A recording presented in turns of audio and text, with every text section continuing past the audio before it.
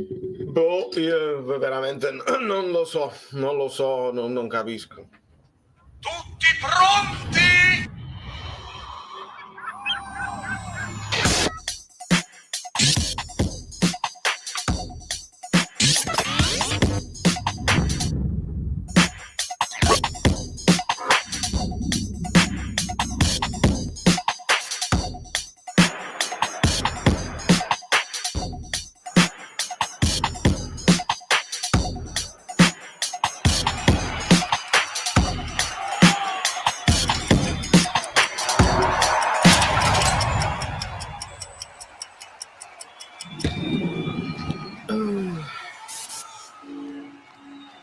Marondro Carpana aiuti.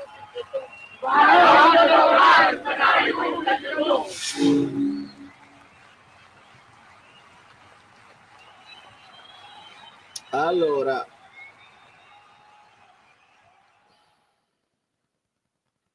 ciao a tutti. Qualcuno si era risentito quando io avevo detto inguardabile, orripilanti contro l'Union Berlino all'andata, però avevamo vinto e quindi ovviamente orripilanti così. Io mo vi dico che secondo me il primo tempo nemmeno male, però con quella un po' troppo rilassata, si può dire. Qua poi adesso parliamo delle sensazioni subito, perché siamo a caldo, sono incazzato nero perché fai resuscitare veramente i morti ed è una squadra scarsissima. L'Union Berlin ha dimostrato tutti i suoi limiti, scarsi, mettiamo i puntini sugli e diciamo che sono scarsi, altrimenti te ne facevano 2 o 3, te ne potevano fare 2 o 3. Mettiamo i puntini su lei e diciamo che secondo me io ho visto poca tensione in pre-partita, ho visto pochi tifosi, l'aria della Champions, ho sentito poca tensione e secondo me poca tensione c'era pure nella squadra.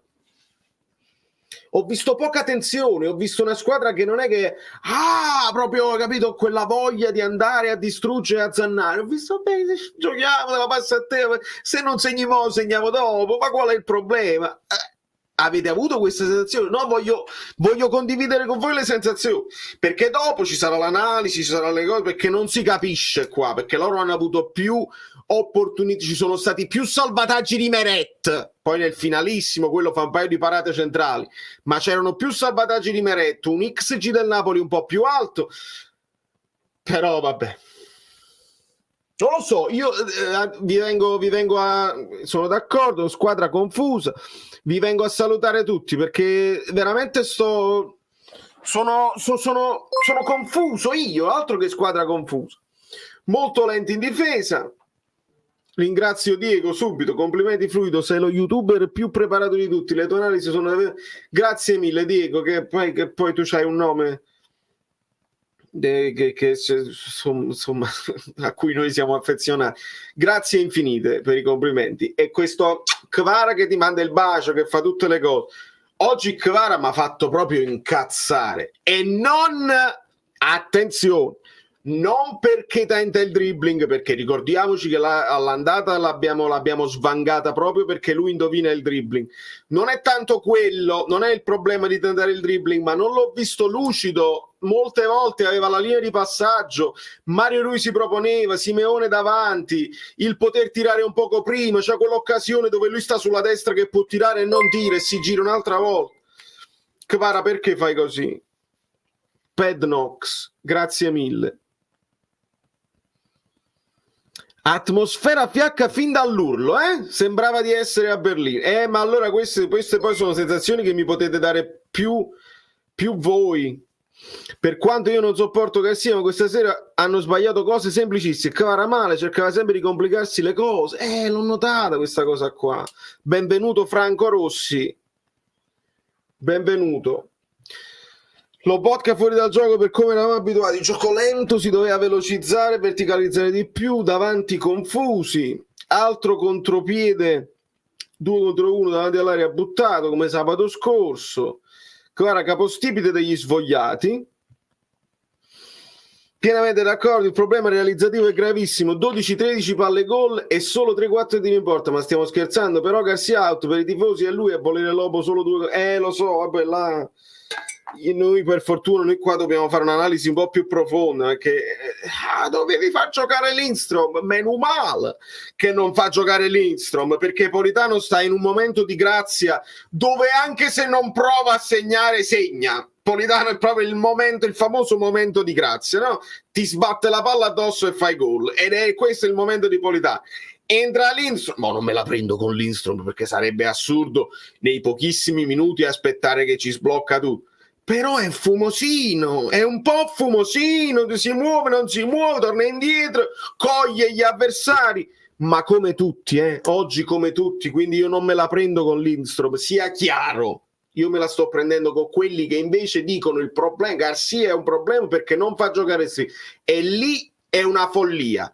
Gli puoi chiedere tutte le altre cose a Garcia, i cambi un poco prima, il tipo di cambio, il modulo a 2, a 3, gli puoi chiedere qualsiasi cosa. Proprio chiedergli di Lindstrom è una follia assoluta.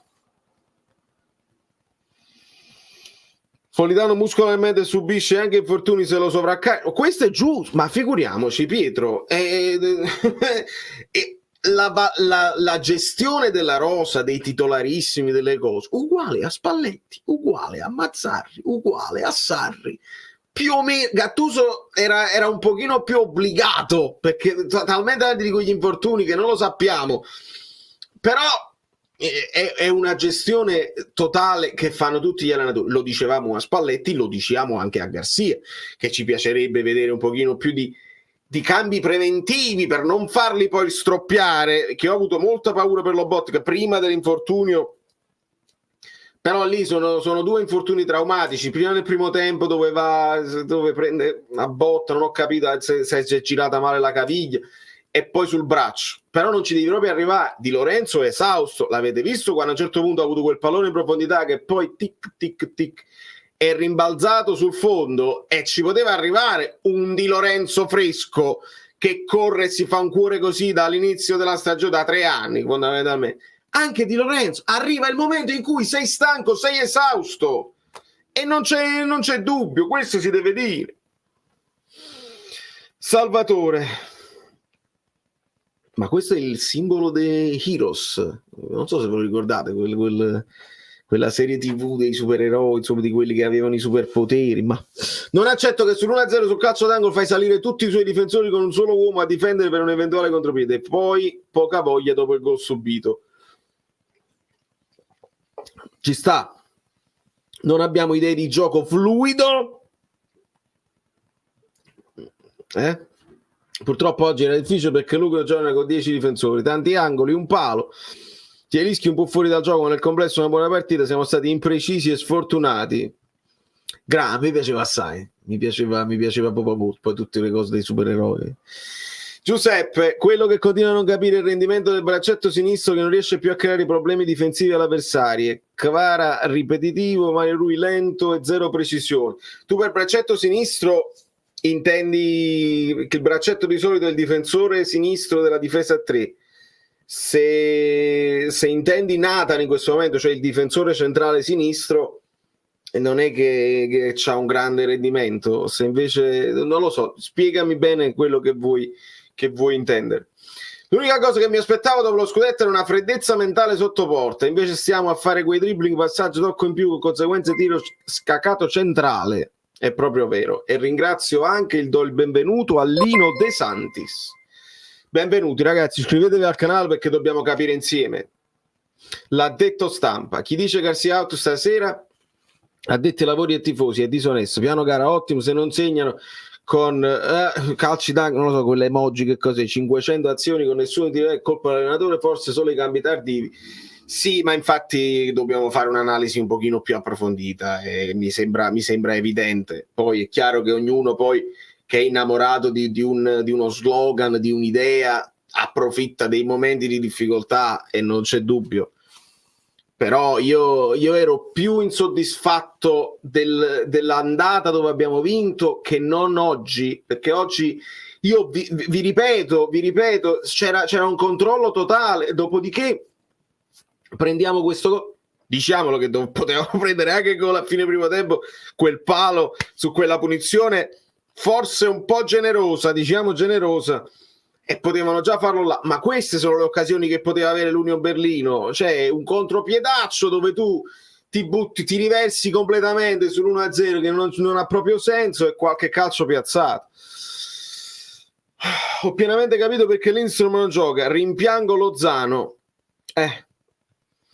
Non vinciamo in casa dal 27 settembre contro l'Udinese. Sì, io poi questa cosa, vincere in casa, vincere in trasferta, non gli ho mai dato tanto peso, perché bene o male le statistiche portano che il Napoli ha sempre avuto un bottino molto equilibrato tra casa e trasferta, e la stessa, fondamentalmente cambia poco. Adesso dobbiamo registrare che oramai il Maradona non è diventato una piazzaforte, e qua faccio l'errata corrige del video di ieri, dove non sapevo, sono io che non conosco il termine piazzaforte, ma Garcia sì, quindi bravo lui e male io che non conoscevo. Ovviamente chissà se il, perché poi tutto quello che diciamo può essere poi scompaginato da, però io ve lo ripeto, da anche quando si vinceva, il Maradona è una lagna, è una lagna, cioè non c'è nessun tipo di spinta che tu dici, però il fattore campo, guarda come aggredisce il pubblico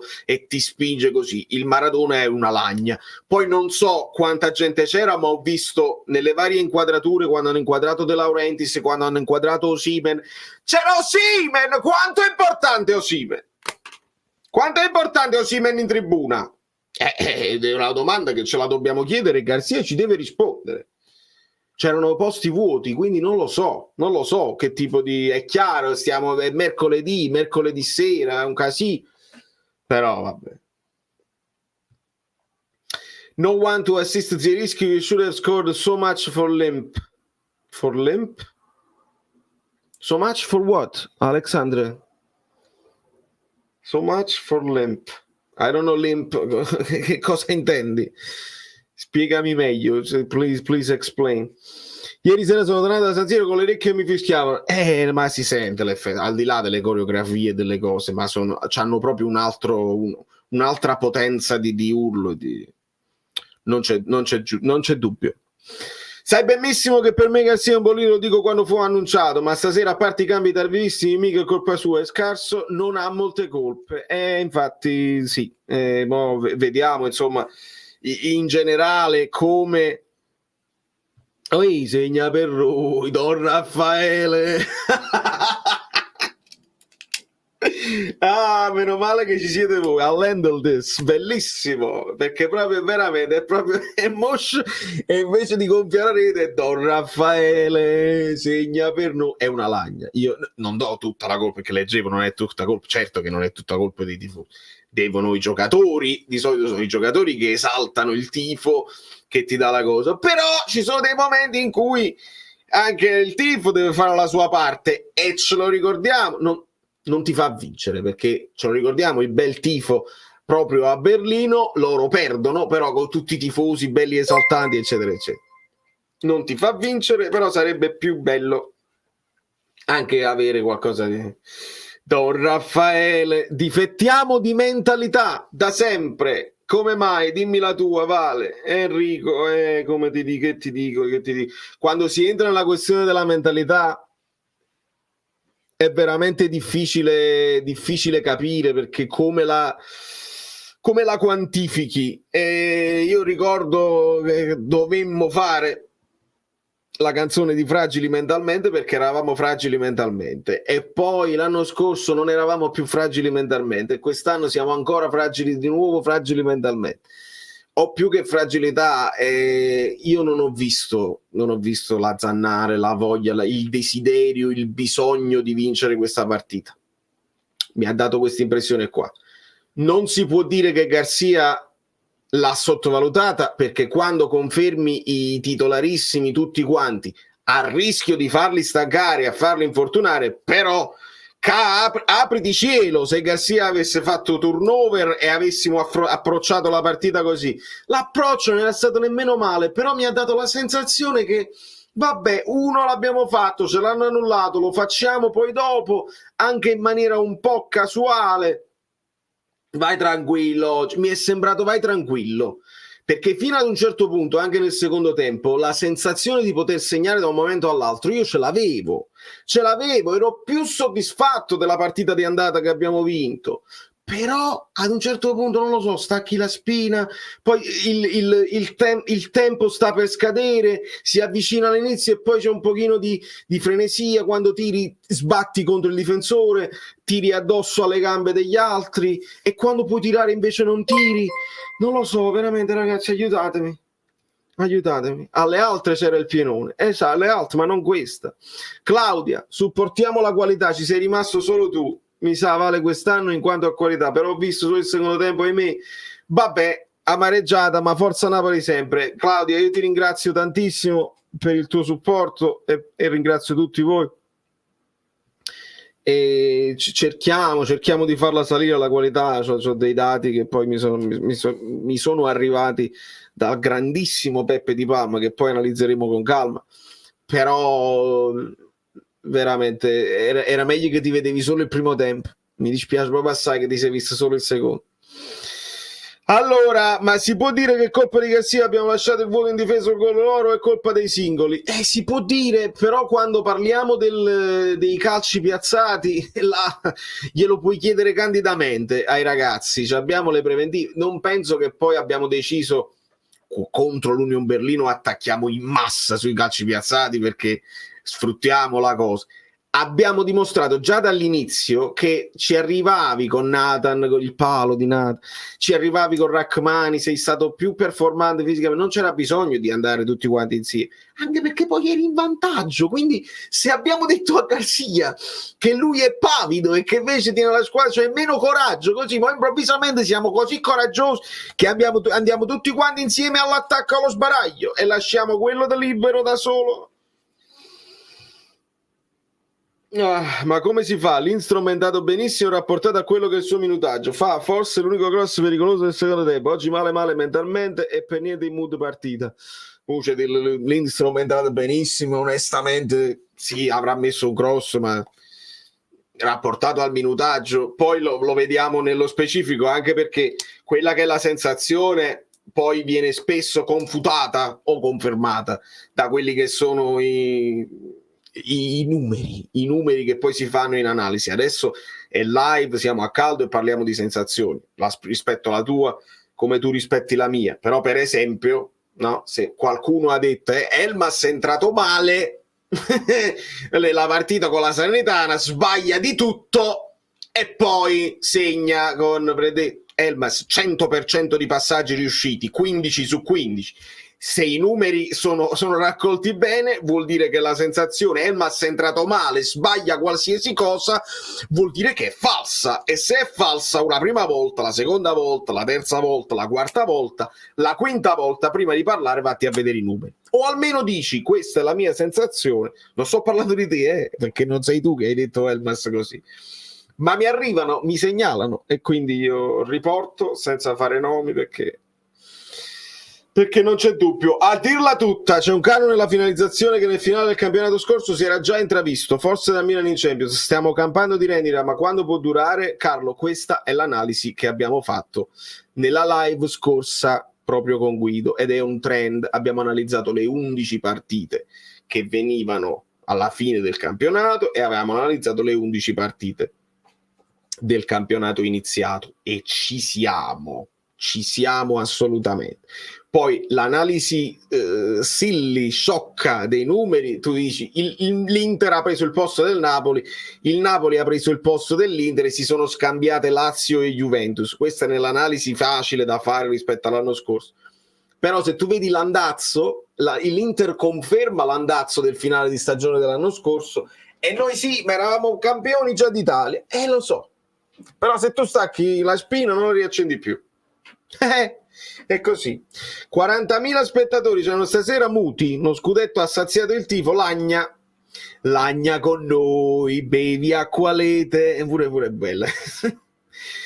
Anche a me Lindstrom non ha fatto una cattiva impressione, il problema è che se si para poi Napoletano non c'è partita, anche perché Matteo è il giocatore più in forma in questa stagione. Vorrei spendere un coin su un'altra buona prestazione di Nathan, mi piace sempre di più. Sì, Giuseppe, Nathan si destreggia abbastanza bene. Non so se voi li sentite questi rumori. Sarà difficile concentrarsi, perché proprio questo deve essere giardinaggio, non lo so. Vale, che schifo, non si può giocare così senza Osimhen, siamo messi male. Come si fa? No, Antonio, mi devi rispondere. Oltre alla prima domanda, quanto è importante Osimhen? Come si fa quando torna Osimhen a togliere la spada? Osimhen serve come? Perché ad un certo punto, quando tu dai e puoi mettere dei cross, lo avete notato come alla fine lo stesso Di Lorenzo, lo stesso Mario Rui, quando si prova a mettere dei cross devi ragionare e devi metterlo a mezza altezza, perché sennò è un cross buttato. Con Osimhen puoi fare i cross alti, tesi, perché lui li va a prendere dappertutto. Veramente nel racconto del calcio diventa sempre più magari mi sbaglio e ti chiedo scusa se non è così, ma a me pare che tu voglia difendere. No, assolutamente ti sbagli, non devi chiedere scusa, ma ti dico che ti sbagli. Io sono Massimo, tu mi segui da sempre, quindi lo sai benissimo e hai seguito tutto il percorso. Arriva Garcia, sono sconvolto,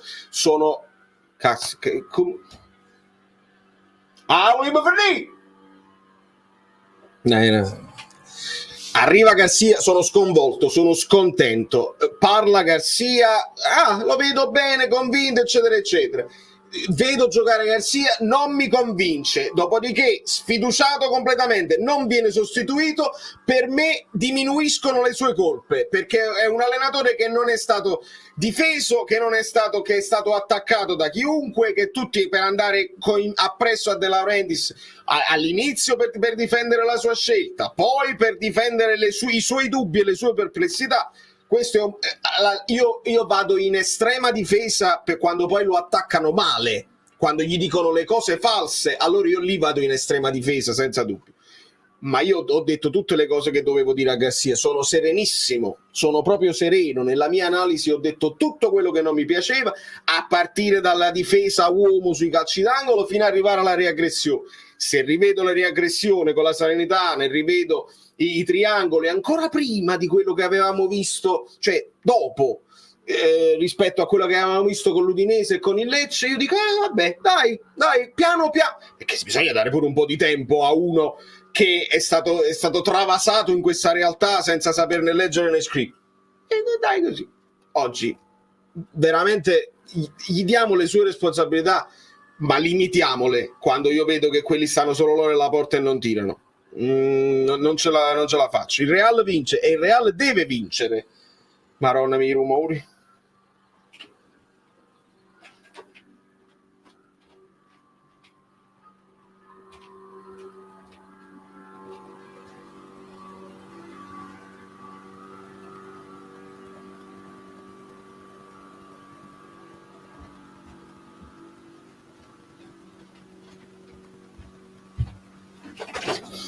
Sapete che cos'è? Sono quelli che raccolgono le foglie, 1, 2, 3, non si muovono le foglie, quindi praticamente un coso che raccoglie le foglie. Non li senti? Ok, allora li sento solo io. Meglio così non è fastidiosa la live. Quanta rabbia, oggi dovevamo già festeggiare la qualificazione agli ottavi e invece rischiamo pure di essere eliminati. Sergio, hai ragione, oggi non era matematica, però staccavi un biglietto importante e vedi, io vedo gli XG, Napoli 1,77, Union Berlino 1.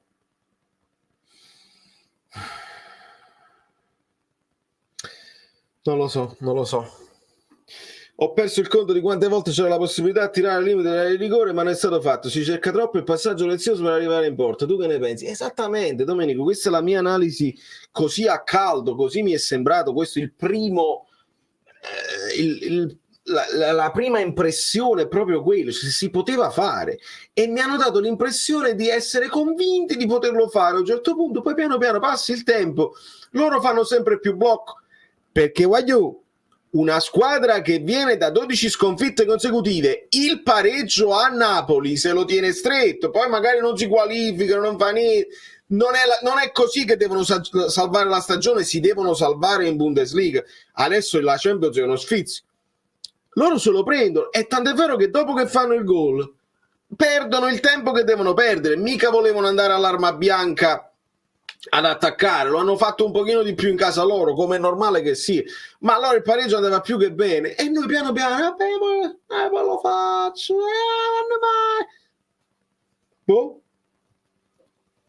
A me è sembrato di vedere il secondo tempo Fiorentina-Juve, un'altra ora non avremmo mai segnato. Questa è stata la sensazione finale, Valentina. Sì, perché all'inizio invece del secondo tempo io l'avevo la sensazione che potevamo segnare da un momento all'altro, entravamo bene nelle maglie della difesa del Berlino e poi eravamo leziosi. Dopodiché mi ha dato anche a me la sensazione che non il contropiede è Kvara Simeone, senza dubbio, senza proprio dubbio. Voglio vedere Zielinski, Lobotka a centrocampo e Raspa sotto punti di Simeone. Voglio vedere questa formazione. Sì, però Lobotka si è fatto, ma ora magari sarà cosa di niente, quindi lo rivediamo in campo. Però è più facile vedere Anghissà, Zielinski o Anghissà Caiusti a centrocampo con Raspadori sotto punta, perché sei un po' leggerino con le Zielinski e Lobotka a centrocampo, nonostante Lobotka faccia tanta fase difensiva. Te la escludo a prescindere come idea per cominciare. Poi ti escludo a prescindere che Garcia possa decidere di cominciare con Raspadori e Simeone a inizio partita titolari se non hai ancora Osimhen. Se hai Osimhen, scordati Simeone titolare. Di conseguenza questa formazione, che è una tua speranza, non la vedrai mai. io vi devo dire le cose come stanno. Non voglio illudervi. Ma il turno è passato. Basta un pareggio in casa contro il Braga. Non ho fatto calcoli di formazione, dopo se volete li facciamo, ma perché giustamente perché il Real vincerà e quindi uno passa da secondo. Pensate che la vittoria di Braga a Berlino sarà scontata? Non è detto che pur perdendo a Madrid non saremmo già qualificati. C'era uno che dovevo salutare, mi pare dal Belgio, Pietro dal Belgio, un abbraccio forte. Llorente Elmas contro lo Spezia, bravo, è famoso, no, siamo ritornati a quello. Pierpaolo, come Lega il gioco a Raspadori solo Mertens lo fa, ma lo fa meglio Mertens onestamente. Oggi Raspadori sì, però non bene come altre volte, l'ho visto spesso cercare la profondità e poi fermarsi e la palla non gli arrivava. In certe cose sì, in certe altre no. Non segniamo un gol in contropiede dal 1964. Liverpool in the house, the general public. Hi, welcome. Ragazzi, iscrivetevi al canale e cliccate pure sulla campanella. Che vi devo dire? Comunque sulla punizione a fine primo tempo c'era un fuorigioco di rientro loro, l'assistente aveva pure sbandierato, poi non si è capito. È vero, me l'hanno segnalato nel gruppo Telegram tutto ciò. Quasi 20.000, complimenti Valerio, te li meriti tutti. Dai, altri 400, grazie Flavio. Ce la faremo, lenti ma inesorabili, ce la faremo, lo sapete. Lo sapete che ce la faremo e così mi piace. Buonasera Capellone a tutti gli amici bellini. Oggi Raspadori ha condizionato negativamente tutta la fase d'attacco, a me non ha fatto impazzire, sono d'accordo.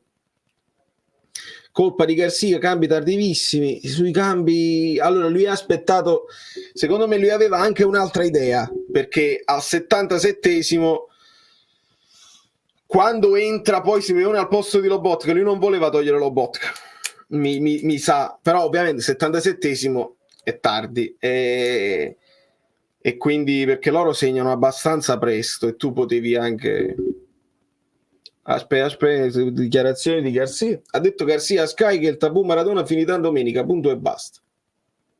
Oh yeah poi non finisce domenica il tabù Maradona e dicono ma lei aveva detto ma i cacciari non posso mai dire che lo stadio è diventato un problema. Va bene, sono dichiarazioni che ci stanno, che ci può stare. Io vorrei capire alcuni nostri calciatori che sembrano involuti, dormono, immagino, e fanno errori di superficialità e insufficienza. Esatto, è proprio la sensazione che ho avuto io oggi. Più che altra ammirazione un po' troppo eccessiva è perché a me non sta piacendo che sia anche nelle conferenze stampa e per me la risposta a Giordano è stata fuori luogo. Sono d'accordo per quanto riguarda le conferenze stampa, Massimo. Quello che mi era piaciuto di più di Garcia all'inizio, che era la comunicazione, dove mi sembrava tosto, adesso lo sta soffrendo. Si è creato questo rapporto sempre di scontro, perché le domande sono sempre un po' tendenziose, un po' così. Oramai lui parte prevenuto nei confronti di domande anche innocenti, e questo lo dico senza problemi. E quindi mi sta piacendo di meno, perché ci sono occasioni in cui si può parlare più di campo e toglie proprio tutte le polemiche da mezzo. Secondo me lui ha già pesato il valore della stampa napoletana e ha detto non c'è proprio bisogno di parlare di calcio così, non mi metto proprio a perdere tempo. Lo dovrebbe fare per rispetto a noi tifosi, perché non ha forse capito ancora che i tifosi sono molto evoluti a livello tattico e a livello di cultura calcistica, se lo vuole fare. Però ci vuole pure un po' di tempo per capirlo, se poi va a largo Maradona a trovare Diego e incontra i Cuozzi che si fanno la foto con lui, lì non è quello il livello, caro Rudy. E nel frattempo ringrazio Gabriele Valesta Macis, mentalmente e fisicamente, mi raccomando, riproponiamo gli stessi 11 siamo durati un tempo. Ma è un tema giusto, Gabriele, ci sta perfettamente questa riflessione, perché oppure, ma io te la sviluppo così, a me sta pure bene che tu lanci un segnale di la partita è tosta, non la sottovalutiamo, partendo con gli stessi 11. Esatto, Che cos'è quella? Perché quando scrivi 11 esce quella cosa? Chi è? Che cacchio è? Ma è una cosa che scegli tu o che scegli YouTube o che scegli Stream Element? Che cos'era quell'emoji? Ma vabbè, qualcuno me lo dica, qualcuno me lo faccia sapere. Comunque dico, per me parti pure con gli stessi 11. Parti con gli stessi e poi come stai rinfresca subito al 45esimo, perché evidentemente questa squadra, se ha una cosa che ci sta dimostrando inconfutabile, è che spesso dura un tempo, a volte il primo, a volte il secondo. Di conseguenza facciamo un tentativo, non è detto che risolvi niente, non è detto che non è involuzione poi mettere quelli là del secondo tempo, non è detto, perché alle volte quelli che entrano ti valgono, ti funzionano subito, vedi Elmas così, altre volte invece non ti cambiano niente. Quindi facciamolo un tentativo, partiamo sempre con i titolari per non dare un messaggio sbagliato, però al 45esimo 3 cambi, vai. Questo in teoria, ma visto che adesso siamo arrivati alla sosta, non vale neanche più questo. Bisogna fare l'ultimo sforzo, avranno fatto dei calcoli scientifici, dice questa squadra, rispetto a quelli che sono i numeri, che facciamo le analisi e le controanalisi, i test che fanno, ce la può fare fisicamente, hanno fatto i loro controlli e hanno deciso che si può fare. È così, esistono sostituzioni che tu fai per cambiare il corso della partita ed esistono sostituzioni scientifiche che devi fare per non farli infortunare e per tenerli sempre sul pezzo. Poi ci sono le sostituzioni psicologiche, cioè aveva detto io devo dare soddisfazione ai vari Zerbin che si sono comportati bene nell'allenamento. Questo l'abbiamo odiato, no? Perché ovviamente aveva tolto Kvara per Zerbin. O lui si è reso conto che questa cosa non serve a niente, perché poi mezza partita gli puoi fare a Zerbin e non altro, oppure non gli stanno dando, questa è un'altra cosa che dobbiamo tenere presente, non gli stanno dando in allenamento quelle sensazioni di meritarsi la chance. E allora stiamo sull'1-0, stiamo sull'1-1, comunque quelli che stanno in campo mi garantiscono più pericolosità, li tengo in campo un altro poco, magari la sbloccano di nuovo loro. Queste sono tutte le possibili i possibili ragionamenti mentali che sta facendo. La misi pure a te, bravo, è vero. Non si sa, la scelta quando poi qualcuno faccia una donazione scrivendo solo numeri, vediamo che emoji succedono. Una donazione piccola, minore possibile. Una lagna di manovra, ecco, una lagna di noi, sempre lentissimi. Si creano azioni solo perché abbiamo una qualità maggiore. Il problema è tattico, soprattutto atletico. Preparazione imbarazzante se poi non fai nemmeno i cambi. È tornato il Napoli di sempre. Facciamo resuscitare i morti. Anghissà impalpabile. Anghissà impalpabile, non lo so. Io l'ho rivisto a tutto campo. Non mi è dispiaciuto Anghissà, onestamente. Ditemi anche voi, mano a mano che escono giocatori singoli, possiamo decidere un pochino la prestazione e commentarla insieme. Impalpabile non lo so, l'ho visto abbastanza sul pezzo oggi. Il mio 11 di base non sorride. Il padre piange, la figliuola non ride. Com'era quella cosa? Desidererei sapere quando questo incompetente patentato sarà esonerato. Signori tutti è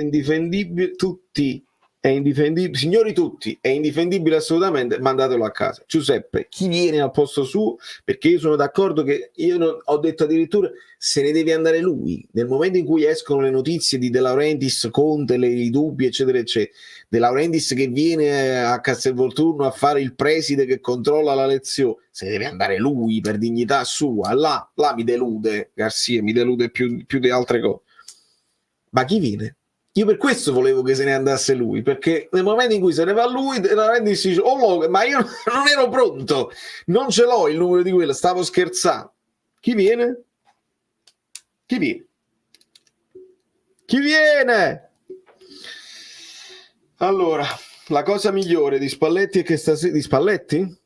È che stasera... Stasera si sarebbe preso le sue responsabilità e strigliato i suoi per la prossima. Che si invece parlerà di alibi, così non si va da nessuna parte. Vediamo di cosa parla e poi lo analizziamo.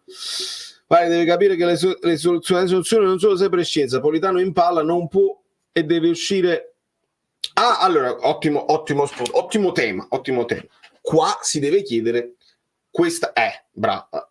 Poi vedi che vedi che la community quando è bella. Vi ricordate quanto abbiamo dato addosso a Garcia? Io per primo, che gli va a Kvara eccetera eccetera. Kvara deve stare sempre in campo. Adesso Kvara resta sempre in campo. Politano esce spesso invece. Cosa vuol dire? Vuol dire che ha dato tutto e che non pensa che Politano possa continuare a dare tutto? Oppure che Kvara non si toglie più perché deve difendere la sua posizione e non deve far traballare più la panchina rispetto alle critiche che gli fanno? Perché, ragazzi, potrebbe essere una cosa importante questo discorso, perché un allenatore che pensa, e non lo so se lo fa, no, Nicola, è sbagliato. Adesso devono essere numeri staccati dalle lettere, secondo me, altrimenti non escono. Apprezzo però il tentativo, Nicola. No, questa è una di quelle cose su cui dobbiamo ragionare. Può essere che se lui ragiona troppo su questa cosa, e non lo so se lo sta facendo, può essere che è tutta un'invenzione mia, però se sta ragionando sul possibile cambio che poi porta delle critiche invece al cambio che è più logico fare, è un problema serio. È un problema che si è creato lui e che si è creato con la stampa e da cui bisognerebbe uscire. Quindi, ragazzi, ho visto... Aspetta. Ho visto una cosa, adesso recupero il messaggio. Ho visto un titolo di giornale: il Milan zittisce i parigini, zittisce i campioni del PSG. No. Leao stava zittendo i suoi tifosi. E la cosa che mi è venuta immediatamente in mente è: ma pensa che bello deve essere avere una stampa che ti difende quando tu puoi startene lì con i piedi accavallati e ti godi la stampa che ti difende a spada tratta, che difende il lavoro dell'allenatore, che difende rispetto. Sarebbe fantastico. E invece no, la nostra stampa va contro. Poi vediamo se i numeri funzionano, sono rotti come i nostri, ci siamo capiti. Ma chi è che sta già capito? Sta funzionando. Ma chi è sto bambino? Sarà qualche youtuber famoso, qualche twitcher famoso? Non lo so. Bellissimo, grazie per il tentativo. Comunque, avere una stampa che ti difende invece di una stampa che dice con la Salernitana abbiamo annaspato e se vince con l'Union Berlino non hai fatto niente e con l'Empoli peggio che andare di notte. Immaginate che significa avere una stampa che ti va a favore invece di andarti contro. È una sensazione che non proveremo mai, Fatemi recuperare e fatemi ringraziare Nicola che ci ha provato. C'era un tentativo di Claudia, ma ci ho perso un messaggio, quella perché era, mi pare.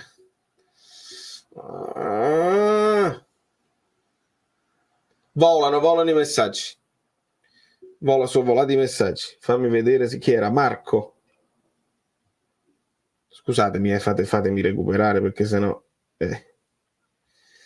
non ci siamo. Devo ringraziare Marco che segna per noi. Eccola qua, la Valeria. Prendere un gol in contropiede su un corner tuo in una prateria è un errore tattico. Se quelli sapevano tirare, perdevamo 1-3. Senza dubbio, Valeria, ma che scherzi. È proprio così. Poi errore tattico, sicuramente si chiama errore tattico perché non fai la preventiva. Bisogna chiedere con grande onestà ai ragazzi se si sono riversati completamente così all'arma bianca oppure se è Garcia che ha chiesto questa cosa, perché io Garcia me lo ricordo un pochino più che si misura la palla, che chiede di difendere, quindi se improvvisamente Garcia è diventato coraggiosissimo, colpa di Garcia che siamo andati così. Però è una cosa da sviluppare. Anonymous, guarda quanti simboli, Kvara, Oshi e Lobo. Questi sono i numeri 77 9 immagino 68. Terno sulla ruota di Napoli, baci Claudia, grande Claudia. Allora ogni numero sulle donazioni, però queste sono le donazioni sono solo le donazioni PayPal. Poi volete Walter Mazzarri? Io no, ragazzi, non scherzate. Walter Mazzarri ve lo contesto fino alla fine. Anche stasera è una colpa se non la butti dentro, gol così li abbiamo presi anche l'anno scorso, vero? Questi gol l'anno scorso non l'avremmo mai vinto, non l'avremmo mai battuto. Se metti solo numeri con le donazioni esce Garcia. Ma perché mi sembra io da piccolo sono uguale? Non lo so, è una cosa nuova, ragazzi, questa cosa dei numeri così, io non l'abbiamo mai fatta. Che lagna. Errore tattico ripetuto sull'1-0 e da Polli. I polli. Quanti video ho fatto con la cosa dei polli. Garcia dovrebbe fare la sua vera formazione ideale, almeno prima di andarsene lo farebbe mettendo davanti le sue idee, ancora una volta confusione. E secondo te qual è? Fammela questa ipotesi, Leonardo, qual è la formazione sua ideale? Ringraziamo Meret e le sue meravigliose mani molli. Chiedere a Donnarumma, ha fatto delle belle parate Donnarumma, ieri. C'è da dire, ha salvato il risultato, non ha salvato niente, ha evitato che il risultato fosse più largo Donnarumma sicuramente. Purtroppo anche sul palo suo oggi era immobile, questo lo dobbiamo dire. Un paio di volte è uscito, cosa che noi vogliamo, però buona. Garcia Sky ha detto che sui piazzati a favore quando non si è in vantaggio si difende a 3, quando si sta vincendo a 4. Era Lobotka contro tutti. Ok. E allora Garcia out immediatamente. Perché? È semplice. Se uno vuole continuare a dire Garcia out è semplice. E i ragazzi non lo seguono. Si è creata quella cosa di confusione perché i ragazzi non lo seguono, ognuno ha la propria idea di calcio, i ragazzi non si fidano di Garcia e fanno il cacchio che vogliono loro. Out. E la smorfia napoletana bellina. Allora sono volati i messaggi. I like non ve l'ho chiesti però. C'è un po' di stanchezza negli uomini chiave? Solo un po' di stanchezza negli uomini chiave. Non c'è dubbio che Di Lorenzo si deve riposare, che Lobotka pure dovrebbe riposarsi, perché secondo me ha continuato a fare la prestazione. Oggi ha sbagliato qualcosa, un po' di sbavature le ha fatte anche Lobo oggi, però io ho visto fare il box to box, cioè sta moltiplicando la sua prestazione facendo anche altre cose, non fa solo il regista. Lopo contro tutti è un caso dove lui poi si trova a dover difendere così, ma molto spesso difende per composizionamento e molto spesso l'ho visto anche attaccare, inserirsi sulla diagonale di Kvara per dare uno sfogo in più all'azione di Kvara. Quindi anche Lobot si sta facendo un cuore così come Di Lorenzo, ma anche lui probabilmente avrebbe bisogno di riposare. Non credo che questo infortunio sia grave, però io ne approfitterei. Poi tu con l'Empoli devi vincere per forza, e se non riesci a vincere con l'Empoli senza Lobot vuol dire che non hai fatto la campagna acquisti giusta. È semplice, non te lo puoi permettere nemmeno con l'Empoli. È così, non tutti insieme, sia chiaro, non puoi permetterti con nessuna squadra, nemmeno col Sud Tirol, di cambiare troppi giocatori, perché si perde l'impianto di squadra, l'identità di squadra. Quale identità di squadra? Quale?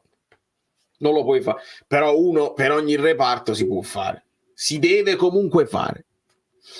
Comunque ci teniamo Garcia perché questa è la decisione, ne prendiamo atto e lo difendiamo. Problema dei contropiedi subiti da Angolo che ormai vanno da tutto tempo, sembra quasi che in passato ci fosse maggiore propensione per fare una rincorsa in più, la vena, la famosa vena, ce la ricordiamo, no? Quella famosa rincorsa contro il Sassuolo. Sul gol sbaglia Mario Rui. Questa poi è un'altra cosa che non ho mai capito quando si attaccano, perché poi lo vedete, no? Quando c'è poi il contropiede dopo si trovano sempre i terzini invertiti. Io non ho mai veramente capito perché un terzino deve andare sul versante opposto, forse per poi chiudere se ti trovi a dover tirare. Ma Mario lui deve stare centrale, quello va a chiudere sulla destra per un altro paio di mani. No, 250, vabbè, perché vi siete dimenticati. Rimediate. Siete 500, rimediate immediatamente.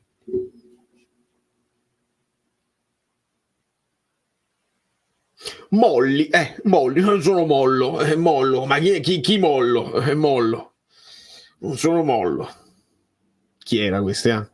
Quelli un pochino più anzianotti ricordano la conferenza del mollo. No, molle. Quale mollo? Mollo. Mai, anche Golini mai, non è vero, mai no.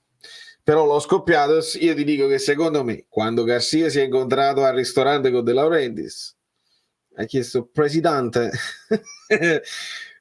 quali sono i suoi obiettivi? Cosa devo fare per prendere il posto al Napoli?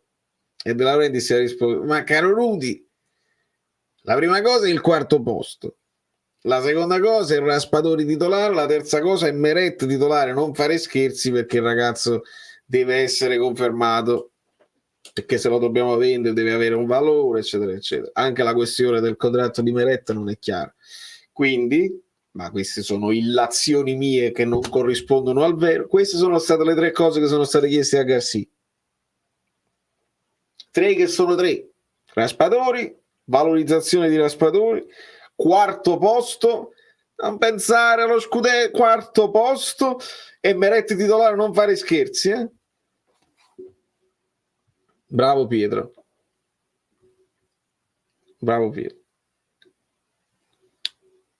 Tutti like. Malesani, bravissimi,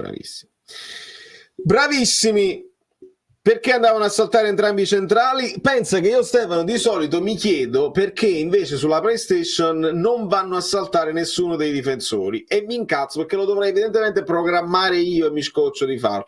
Quando vado a fare i calci d'angolo devono saltare i 2 difensori centrali e qualcun altro deve rimanere, quindi o ne fai saltare solo uno. Però visto che hai Raspadori, è semplice, visto che hai Raspadori in avanti, visto che hai Mario Rui, o la batte o si mette lì sulla gola.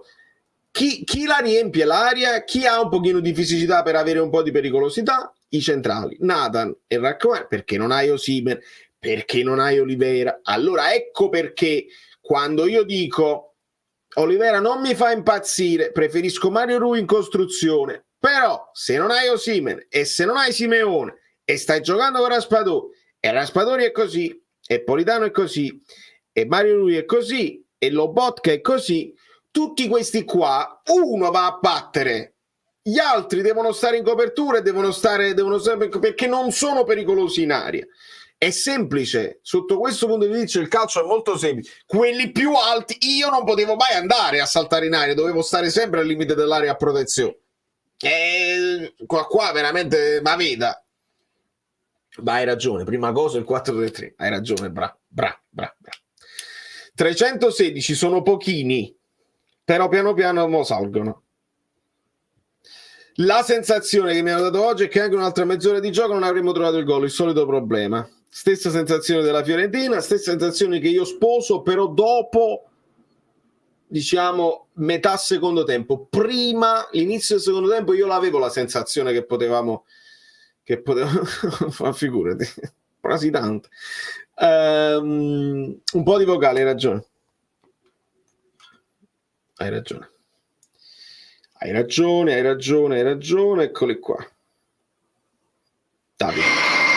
Buonasera amici Bellini, anche questa sera secondo me abbiamo visto un buon Napoli che ha sbagliato tantissimo sotto porta e nell'ultimo passaggio e in difesa un po' ballerino.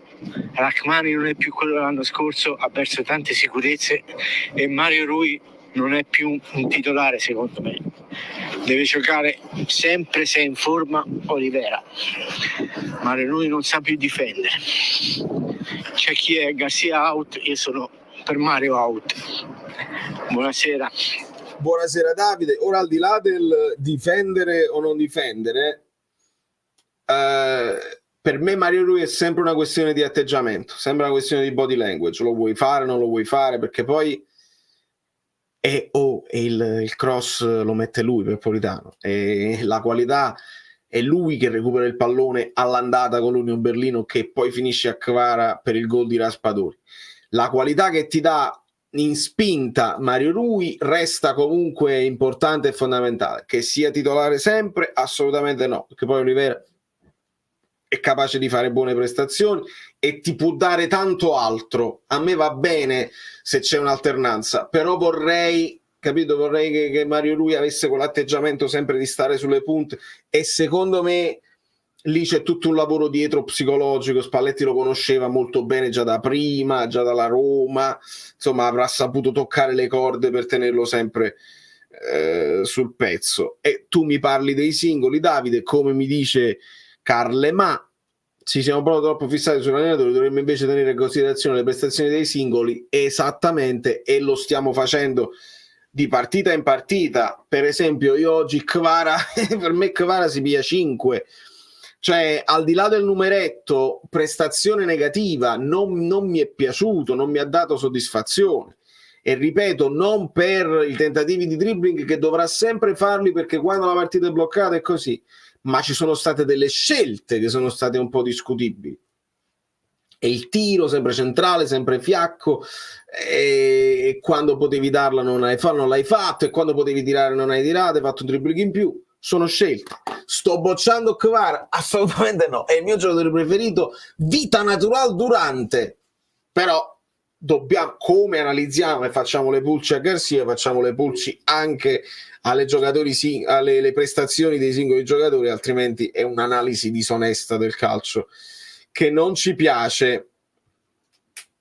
E se Rachmani stesse soffrendo la presenza di Ostigard e Nathan, Meret quella di Gollini e Politano senza lo Allora è interessante, Gils, perché poi ognuno potrebbe avere questo problema. Qualcuno può averlo come problema, avere l'alternanza, avere quello della panchina che ti tiene in tensione così. Qualcuno lo può avere. Per esempio si diceva, no, Meret soffre Ospina, che se gioca una partita gli leva il posto e quindi Meret non sta tranquillo. Meret quella di Gollini c'era più o meno, c'era anche l'anno scorso, poi è diventato in corsa perché poi non c'è. Questo su Meret è interessante perché si era cominciati con Sirigu, però adesso che Rachmani soffra la presenza di Ostigard e Nathan non è possibile. non è possibile proprio, perché sei l'unico che parte con la titolarità certa e che se non si fai male giocherà sempre lui. Quindi Ostigar e Nadian si alternano loro se non vuoi far giocare più Juan Jesus. Quindi su Rachmani non ci siamo proprio, e Politano senza Lozano sembra quello di Gattuso bello infuocato, ma quello di Gattuso aveva comunque Lozano. Quindi è interessante come cosa, e si può analizzare per i singoli casi. Qualcuno soffre la concorrenza e qualcuno invece gli fa bene perché lo tiene sulle punte. Ma nel caso per esempio di Politano sembra quello di Gattuso dove c'era Lozano, quindi non c'è azzecco, non è possibile. Non è possibile nel caso specifico. A me il Napoli nel complesso è piaciuto, mi fa solo rabbia che arriviamo sempre lì e mai nessuno che tira un bolide di punta con lo pieno, non tiriamo mai né da fuori né poco cattivi dentro l'area. Questo purtroppo è vero, ci fa male. Che sia impostato la preparazione atletica a lungo termine per poi trovarti fin da subito a inseguire. Il Napoli storicamente la Champions se la guadagna con i punti della prima parte di stagione. Filippo, non è così, nel senso, non è che il Napoli la Champions se la prepara, se la guadagna con i punti della prima parte di stagione. Devi continuare a farli i punti. Se fai solamente la prima parte della stagione e poi scoppi, la perdi la Champions. Quindi devi fare tutto nel complesso. È evidente ed è realtà che il Napoli, quando si è messo là sopra e le altre hanno cominciato a inciampare, ti sei fatto un bel cuscino dove stavi tranquillo così. Non lo so se vale, nel senso che non lo so se è una scelta consapevole quello di fare una preparazione che ti mantiene bene fisicamente a lungo termine e non scoppia ad un certo punto. Abbiamo analizzato quella di Spalletti. Una cosa era il primo anno dove cominciato fortissimo, ricordiamo le 10 vittorie, e questo è il primo anno, dopodiché sei venuto meno nel momento in cui dovevi dare la sferzata finale, sei venuto meno in quel trittico di partite.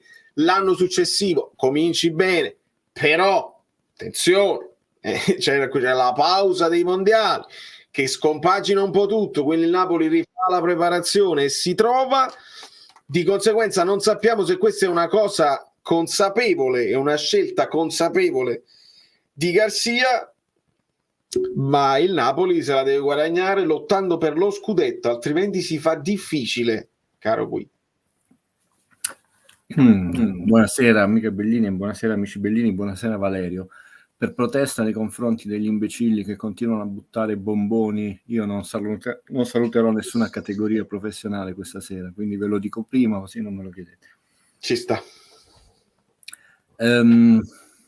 Permettimi un'analisi a ampio specchio, ovviamente interrompimi, controlla tutti i flussi eccetera. Parto da delle scuse che non è uscito il mio video perché ho subito un sequestro di persona ieri di 7 ore, oggi di 7 ore, e non per raccontarmi i fatti miei, però stanotte, siccome non voglio sempre farli di notte, mi sono messo a tagliare le immagini e mentre subivo questo sequestro di persona questa mattina, un sequestro di persona professionale, riflettevo se mai ce ne fosse bisogno, perché non c'era bisogno dell'ennesima conferma, che ci troviamo in un momento sociale dove c'è questa spaccatura fortissima che non è solo dettata da un conflitto di classe, c'è sempre stato nella storia dell'umanità, anche dell'Italia, da un conflitto generazionale ci sarà sempre, ma da un conflitto tecnologico che aumenta questi conflitti e dove un certo tipo di persona ormai non parla manco a se stesso perché sono rimasti in pochi e esclude il mondo di fuori, ed è un po' quello, dice Guido, ma che cosa c'entra con i fatti nostri? No, ecco, che ci siamo detti con Valerio, per esempio uno degli obiettivi questo umile imbecille era quello di rimettere l'italiano al centro del progetto, che non è solo parlare bene l'italiano. E perché vi dico questo? Perché mentre ascoltavo ed ero sequestrato di persona e ho rivisto queste notti, insomma, non solo le partite del Napoli, alcune trasmissioni, notavo questo cortocircuito che è continuo, no? E il sequestro che ho subito oggi era abbastanza mortificante, dove si fa confusione e l'analisi, raccontare, guardare il calcio è proprio pertinente tra, Valerio, la comunicazione, l'informazione e l'analisi, senza considerare poi quelle che potrebbero essere anche sensazioni, perché l'informazione e la comunicazione, e lascio da parte la formazione, che poi è quello che faccio io umilmente, sono due cose totalmente diverse, che spesso vengono confuse. Per questo creano confusione e malcontento e poi Garcia out. Oltre, ovviamente, noi ci divertiamo, no? A ironizzare sul fatto che prendo i numeri, prendono sbagliati, Io che non ho mai ragionato, cioè io guardo le partite, le studio, poi guardo i numeri. È uscito una lunga intervista inglese su uno dei più grandi analisti, più di Bacconi, quello che è stato per tanti anni l'analista del Liverpool, no? E lui dice: io impiego una giornata ad analizzare un cretino a questo punto. Una giornata a analizzare i dati del... E lui ha rivoluzionato in meglio, ha portato la Champions League al Liverpool, eccetera. E non mi sono mai basato sull'idea questa si vince, questo è facile. L'anno scorso, anzi no, scusate, 2 anni fa ormai, tranquilli che sono focalizzato sul punto. Lo so che voi dite, abbiamo sbagliato le preventive, ascoltate, perché è più complesso il calcio, se no gente bravissima che è professionista non perderebbe un giorno a analizzare dopo la partita. Che al primo anno di Spalletti io dissi a un certo punto a Valerio privatamente: Valerio, questo è venuto a vincere, ho questa sensazione. Era una sensazione, non era né un'informazione, né una comunicazione, né un'analisi. E poi ha vinto. E poi la comunicai anche a voi. Privatamente, prima che iniziasse il campionato tutto, io ho confidato a Valerio la mia sensazione. Adesso non so se ve l'ho già detto, però se non ve l'ho detto vi rendo partecipi. E ho detto questo, Valerio potrà smentirvi se vi sto prendendo in giro o meno. Valerio, io spero che Garcia si sia reso conto in che casino si è venuto a mettere. Che non è il Napoli, ha vinto lo scudetto, nessuno lo voleva prendere, tutti no degli allenatori, tutte le situazioni che adesso per brevità non posso dire, perché è grave la situazione. Però dopo la partita con la Salernitana, all'intervista che lui ha lasciato, che ho recuperato dopo, più ancora che la conferenza stampa, ha detto delle cose tutte molto interessanti, a partire dalla prima, no? Lui, diciamo, questa è una partita dove avevamo tutto da perdere, dice, che frase banale, no, semplice, che poi nell'analisi alcuni colleghi diventa complessissima, con soluzioni semplici, Garcia, non banale. Certe partite hai tutto da perdere. Mister Garcia, ho letto alcuni commenti, ha detto: Guido, fai degli shot, non mi considero così bello, importante, eccetera. Però se mai dovesse ascoltare questo momento, non è rivolta a lei l'ironia che sto lanciando, quindi anzi, se le vuole attingere, visto che attingono anche oltre, faccia pure, insomma, avrà il mio sorriso. Ci sono quelle partite dove, e poi vediamo appunto che è legata a quella di questa sera, dove se tu la vinci 4-0, beh, è come tradurre Cesare, è una partita facile, è il minimo che tu dovevi vincere 4-0. Se la vinci 2-0, tutte le critiche possibili e immaginabili, perché non è cambiato quello, mai a pareggiarla o a perderla, perché Garcia, stracciamo tesserini, non lo rifacciamo entrare, non lo farei risalire, siamo arrivati a dire non lo rifarei salire sul pullman, non lo farei tornare a Napoli. Sì, sì. Punto no, l'ho ascoltato da molti colleghi. Sì, sì. A questo punto mi verrebbe da dire, mister Garcia, non venga proprio a giocare queste partite, no, perché se la vince 4-0 è come tradurre Cesare, è troppo facile, tutto il resto è perdente. E già si dava per vinta questa partita, e io dicevo, guarda che diventa pesante quando una squadra, cioè non si analizza così il calcio, è brutto che poi io debba dire c'ho sempre ragione, io non voglio aver ragione. Allora ti lancio invece altri dati. Da quando il Napoli è tornato in Europa, così vediamo la partita di questa, cioè dalla gestione De Laurentiis, il Napoli ha giocato, compreso Intertoto, cose, cioè preliminari, 134 partite. Ne ha vinte 66, pareggiate 30, perse 38, cioè una percentuale di vittoria del 49,2, 236 gol fatti, 157 subiti. Ma se noi limitiamo solo la UEFA Champions League, dove il livello si dovrebbe alzare, chiaramente è solo una somma di dati. A me non piace l'idea che tu confronti le prime 10 giornate di Ancelotti con quelle di Garcia, trovo ridicolo un confronto del genere. Mi interessano le ultime 10-11 della passata stagione, dove le posso collegare. Che c'entra la stagione di vabbè, però ognuno si può divertire come vuole. Se noi la limitiamo alla UEFA Champions League, il Napoli ne ha giocate 60, ne ha vinte 29, pareggiate 14, perse 17. La percentuale si abbassa a 48,23. 106 gol fatti, 75 subiti. Cioè questa non è una squadra, anche per tradizione, che le vince tutte in UEFA Champions League. E quindi prima ancora del valore modesto, questa è una squadra di Serie C, abbiamo pareggiato una squadra Serie C, Polli, Garcia non fa... Garcia non sarà contento, e gli stessi giocatori, ha detto, hanno battuto il calcio d'angolo troppo precipitosamente senza vedere che i compagni si erano posizionati. Lui ha detto, noi di solito ce ne abbiamo almeno 3, non meno di 2 a difendere, lo sa, quindi è un errore tecnico, tattico della squadra che lui sa. Però diciamo, questa squadra, e parliamo quindi della gestione De Laurentiis senza andare nel passato, Vinicio, Maradona. Infatti, tranne in 2 occasioni, il maestro Benitez, il maestro Sarri, Benitez è un Pirla, che vinse 4 partite, ne perse 2, è un'altra gestione, manca a farlo apposta Sarri, 4 vittorie e 4 sconfitte. Noi i pareggi in Champions League li facciamo pure copiosi. La gente non si ricorda che Sarri con un girone molto facile perse 2-3 col Besiktas e pareggiò 0-0 con la Dinamo, però si disse che non contava nulla, tanto poi ci andammo a vincere 1-2 con Benfica. Quindi prima cosa, la tradizione di una squadra, il blasone, ma anche la capacità di gestire, e arriviamo alla frase che ha detto Garcia, il momento è importante. Allora stavo facendo con te con te prima ancora di collegarmi, questa considerazione. Il Napoli vince con il Frosinone, molte critiche, perché comunque ha lasciato spazio il Frosinone, ok. Vince adesso con la Salernitana, è stato sommesso dalle critiche Garcia. La partita che abbiamo vinto a Berlino, la più brutta di tutta la storia del Napoli, e così via discorrendo. Qual è stata una delle, diciamo, massimo comune denominatore di queste partite? Che comunque le abbiamo vinte perché erano squadre molto scarse. E parallelamente le partite che abbiamo perso, no, con la Lazio, inutile elencarle, perché appena si è alzato il livello abbiamo perso. È assolutamente una cosa che uno può anche condividere, però innanzitutto non è né una notizia né è una comunicazione, è una tua analisi, è diverso, non puoi confondere l'idea dello spettatore. Però se noi proviamo a guardare e colleghiamo la partita di stasera, è utile questo secondo me, provare a guardare da un altro punto di vista, Valerio.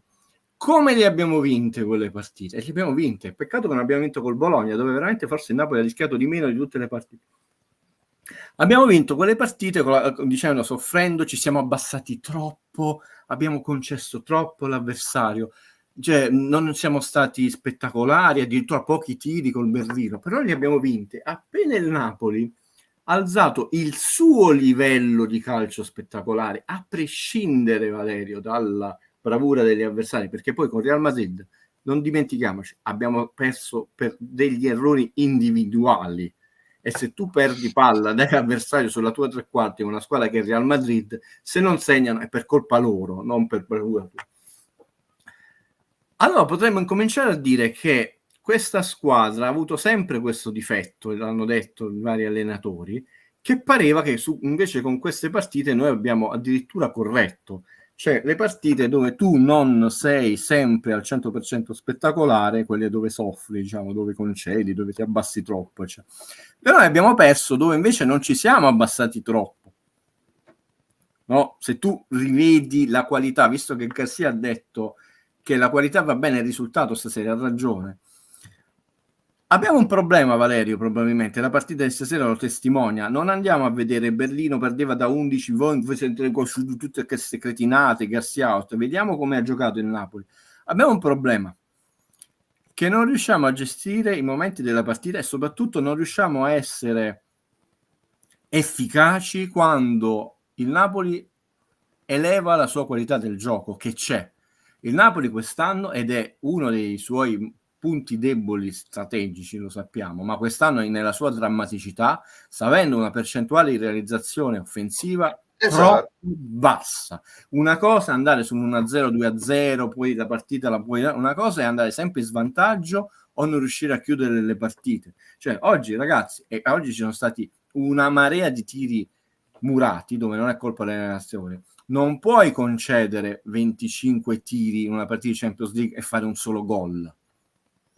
Non esiste. Andate concedere, effettuare, intendo. Penso che li abbiamo effettuati, nel senso concedere all'altra squadra ha subito, sì, scusa l'imprecisione, ma era ironico, no? Nel senso il Napoli ha prodotto come gioco, cioè, con una certa continuità, e hai fatto un solo gol. Non esiste, cioè, senza...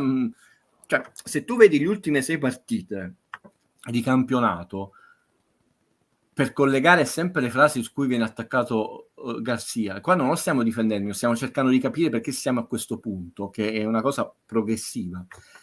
La Juve ne ha vinte 5, ne ha pareggiata una, quella con l'Atalanta, dove ha fatto non solo un catenaccio, dove veramente è andata a non perdere, pali, traverse, parate sul portiere, punizioni, no? Nessuno ha attaccato Allegri. Certe partite devi vabbè, nessuno ha attaccato Allegri, non saprei proprio. no, Allegri a parte da Dani, eccetera, no, ma ognuno ha i suoi oramai, le sue idee e vanno a giornalisti prescindere. napoletani intendo. Vabbè, quella. Ma Guido, tu sei, io secondo me c'è un amico Bellino che l'ha detto, ti fissi molto sulla narrativa dei giornalisti napoletani e noi lo dobbiamo alzare il livello senza nemmeno considerarli Valerio, sì, però sta togliendo energie alla squadra, non è che io mi fisso. ho capito, ma non ne usciamo. In queste 6 partite, finisco, il Napoli ne ha persa una, pareggiata una e vinte 3, ha fatto 15 gol, la Juve 6 e ne ha subiti 0.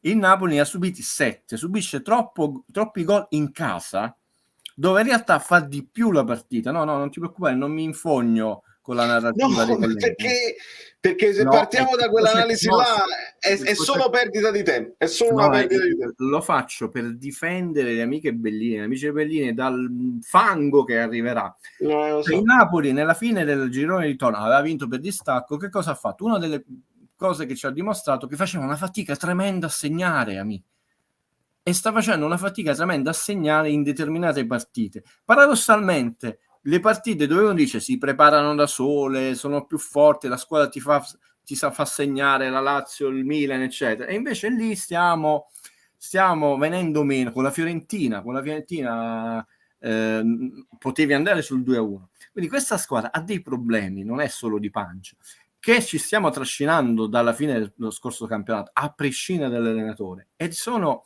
oggettivi. No, sulla natina non mi infogno proprio, perché non posso accettare che si rompano le scatole che lui non cambia Di Lorenzo quando ci hanno rotto per non so quanti anni. Di Lorenzo Rombò non ha saltato manco un minuto. Lì lo abbassiamo, no, non mi metto proprio, lo abbassiamo tremendo. L'anno scorso, prima della 34esima giornata, Di Lorenzo non ha saltato una partita e lo fece rifiatare solo una partita, la 12esima, che uscì all'88esimo. Non mi confronto con questa gente, perché tu sai che cervello ho, senza manco bisogno di andare a aprire il file, me lo ricordo a memoria, sono andato a vedere, me lo ricordavo bene.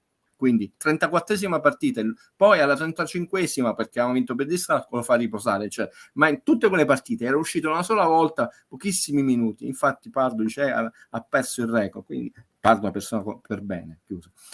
Abbiamo dei problemi perché non stiamo scoprendo i momenti delle partite quando in realtà la qualità del gioco si alza, ma stiamo venendo meno noi nell'efficacia della qualità del gioco, non gli avversari, perché gli avversari, per quale ragione il Milan dovrebbe essere più scarso di noi, continuiamo a sottovalutarlo. Tra l'altro noi nelle 2 partite, pure per sfortuna, arbitri, non avevamo gli attaccanti, col Milan che abbiamo fatto una fatica tremenda a segnare, poi abbiamo fatto 1-0 per loro e 0-0.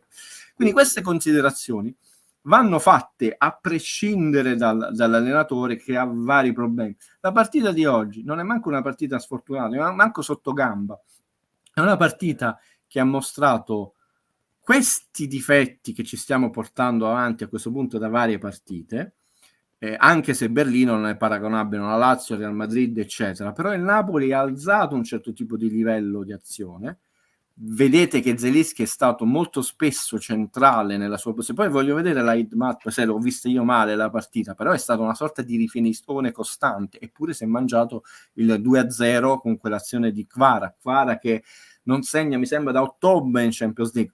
Lascio spazio alle domande, eccetera, però detto, non fermiamoci sul risultato singolo, perché è un risultato che è figlio di un percorso e che sarà propedeutico di un percorso che io vi ho detto dall'inizio dell'anno, che vi ho detto noi siamo su un binario che non è il binario dell'Inter, della Juve, del Milan che porta lo scudetto. Poi mi sbaglierò, io sono il primo a essere contento a festeggiare l'ennesimo. L'anno scorso andai a festeggiarlo sotto il balcone di Giulietta, pensate che persona sono, no? Quindi altro non mi interessa, avevo ragione, però è un percorso quello che si fa. È troppo facile il palo, perché sennò potremmo dire anche loro hanno preso il palo sul palo di Meret che è rimasto fermo. sono tante cose che vanno analizzate. Voglio lasciare spazio alle considerazioni, alle domande che mi daranno spunto. A Beckham era presente a San Siro, quindi Valerio e Guido lo so che divagano, però sono sempre avanti agli altri. Per me. No, perché ne ha parlato tutto il mondo, che è inquadrato da tutte le televisioni, qualcosa vorrà anche dire. Con Henry vicino e poi con la maglietta del Milan di quest'anno, con il numero su. Sono cose che non si capiranno finché non si capiranno mai, perché Marco Bellinazzo ha detto che è un grandissimo giornalista, che è un analista finanziario, ha detto una frase, io la cito, non faccio come alcuni che rubano. Com'è che dissi una volta che terminai una mia analisi, il Napoli è la stella polare del campionato, e poi Fabio Versati il giorno dopo stavo a scuola, finita di insegnare, accendo il telefono, la lascia di fare, e ha detto questa frase forse più di una volta, che i fatturati scrivano gli albi d'oro dei campionati. Nel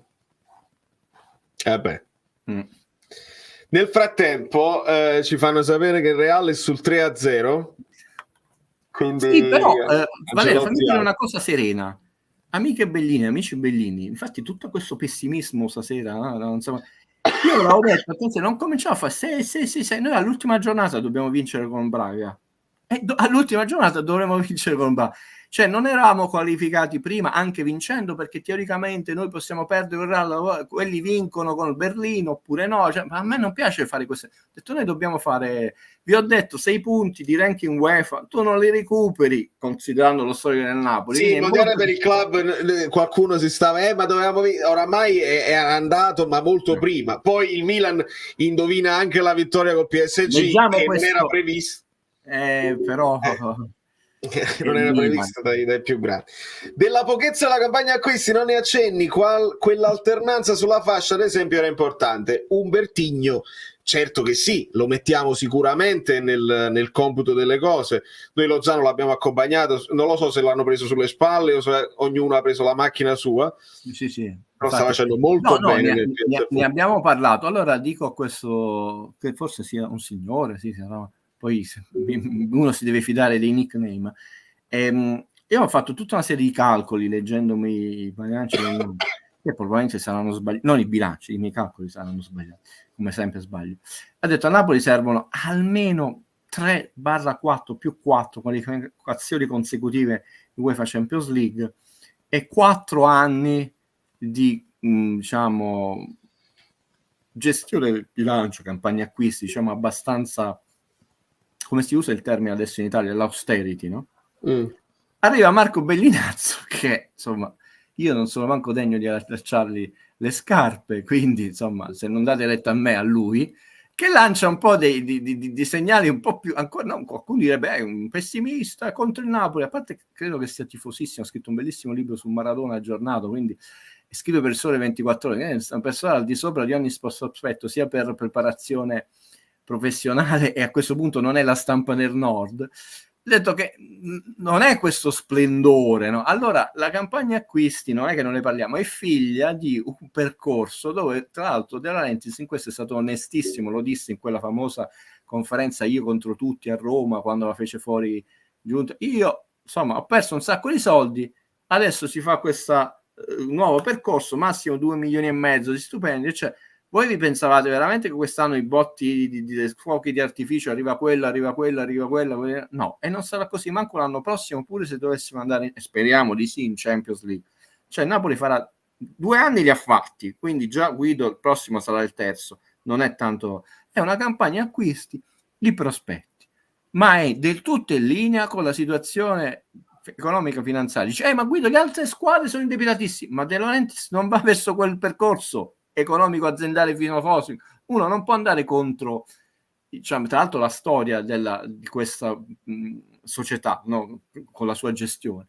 La sua gestione, anzi, era andata parecchio fuori giri, si deve rimettere in carreggiata e quindi andrà verso questa cosa. Tant'è vero che Lozano, che è andato via perché era uno stipendio troppo elevato, si è addirittura preferito lasciarlo partire, anche se comunque Napoli è andato in plusvalenza perché era l'ultimo anno di ammortamento, quindi non è scandalosa, non è deficitaria, è del tutto in linea con quella che sono i dettami economici e aziendali, dove tu speri che poi questi giocatori di prospettiva rendano di più di quello che inizialmente può essere il loro valore. Cioè, se il Bayern prende Kane, ragazzi, prendi Kane, innanzitutto per se lo può permettere, perché tu valuti e non prende Osimhen che era già dato al Bayern, vi ricordate? Cioè, prende il pacchetto. Perché comunque certi giocatori vanno al di là tanto sta facendo 15 gol in 10 partite, del probabilmente più maturo e anche più anni, 30 anni rispetto a Osimhen, no? Ci sono tante valutazioni che vanno fatte, ecco perché va allargato e approfondito il discorso. La campagna acquisti, no, io non ho né attaccato né difesa, perché è assolutamente coerente, in linea con i calcoli che avevo fatto e con quelli che sono i dettami filosofici aziendali del presidente. E Filippo dice allora DL non deve fare dichiarazioni ambiziose, sia realista. Quello è stato un errore, è vero, assolutamente. È stato... però vedi, va in contraddizione, perché lui prima dice voglio andare in finale di Champions, che ne dite? Tu sei andato in finale di Champions, la cosa che poi Garcia era in semifinale, poi però non ci incontra il famoso 12 agosto, quindi non dà gli obiettivi e poi deve ridimensionare. Ma spero che non ce l'abbia con me questo signor Filippo, ho detto anche perché non è la mia dichiarazione, però è una affermazione. Io tra l'altro sono di una serenità in quest'anno napoletano, pure se è molto dispiaciuto per i risultati. Attenzione, le due cose non sono né in contraddizione né in conflitto. Cioè, posso essere sereno sia per carattere, animo, indole e poi per onestà intellettuale. E quindi il dispiacere è il dispiacere del tifoso, la serenità anche per senso di responsabilità che continuo ad avere nei vostri confronti, oltre che di Valerio.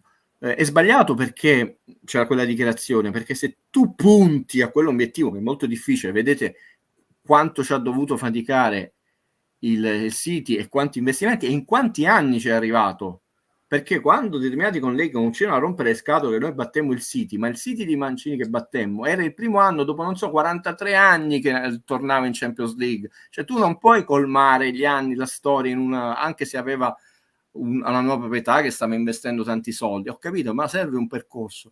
Allora dice, tu vuoi andare in finale, serve un certo tipo di allenatore che ha un'esperienza per gestire i momenti in Europa, serve un certo tipo di giocatori, serve un altro approccio più diplomatico nei confronti dei vertici, dei dirigenti, cioè serve anche una gestione dello stadio diversa, perché se Napoli prenderà una multa dobbiamo essere tutti contenti che è solo una multa. Se prende una squalifica, allora metti che viennero squalificati e giochiamo a porte chiuse la partita decisiva con la qualifica con lo Braga. No, servono tante componenti. Allora lì il signore, il tifoso ha perfettamente ragione. Non lo dire noi dobbiamo crescere anche in Europa perché siamo il Napoli ed è giusto che il nostro obiettivo nel prossimo futuro è migliorarci in Europa. È un'affermazione che può far sognare comunque i tifosi e non ti espone al contropiede come il gol che abbiamo preso oggi. Però se tu dici io la voglio vincere, però poi devi mettere in atto delle azioni che sembrano portarti alla vittoria e non sono Nathan, Lindstrom e Garcia. È chiaro. Quindi io ho notato, magari mi sbaglio, dice Giuseppe, che il Napoli quando va in vantaggio tende a rallentare il ritmo come fosse appagato. Io ho avuto la sensazione oggi nel primo tempo sì. Che praticamente, vabbè, tanto poi lo facciamo quell'altro. Il primo tempo della giornata di oggi sì, assolutamente, anche in altre partite, ma lo facevamo anche con Spalletti, qualche gigionamento. Quest'anno stiamo avendo, ragazzi, quando tu non fai però gol... con Spalletti no, Guido, noi sul 3-0 delle partite attaccavamo, però Valerio era quella difesa, al di là del voler fare l'altro gol, quella difesa in avanti era un'aggressività. Oggi abbiamo iniziato alla Spalletti, se tu rivedi la partita, con un'aggressione alta, poi abbiamo tirato abbastanza presto prima di fare il gol, perché noi Valerio e Guido le guardano con grande attenzione, onestamente, come no? dividendo il tifo, quindi addirittura prima del gol c'è stato un rallentamento. E non parlo del gol fatto, di quello annullato.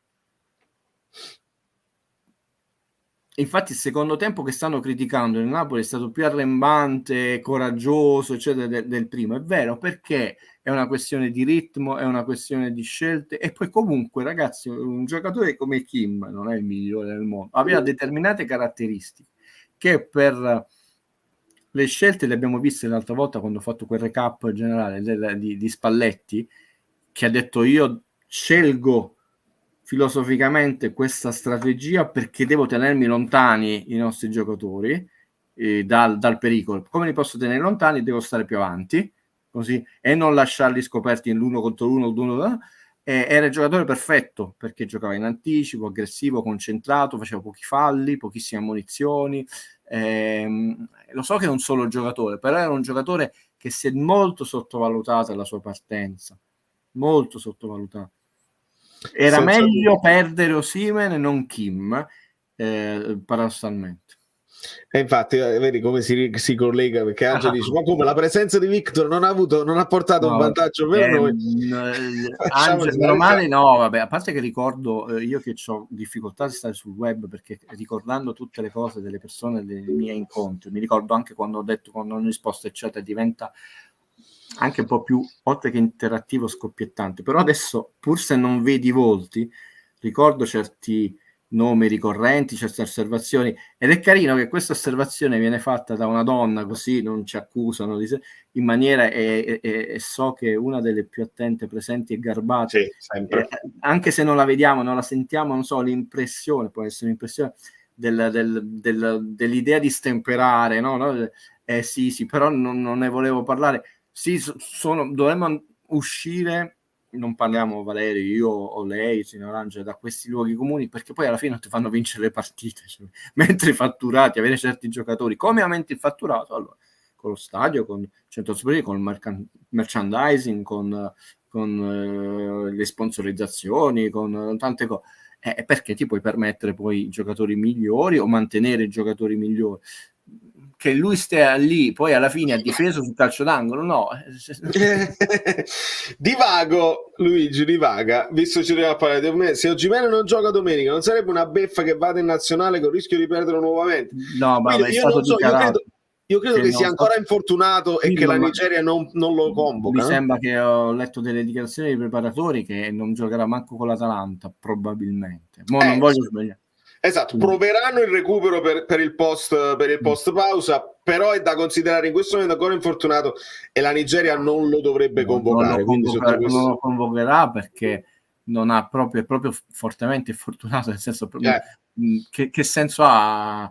Togli una convocazione di un giocatore che non giocherà, no, non verrà convocato. Se il signore intende alla prossima, tanto fra un po' ci avviciniamo alla Coppa d'Africa, quindi Osimhen tutta la prima parte del campionato ce lo siamo giocato.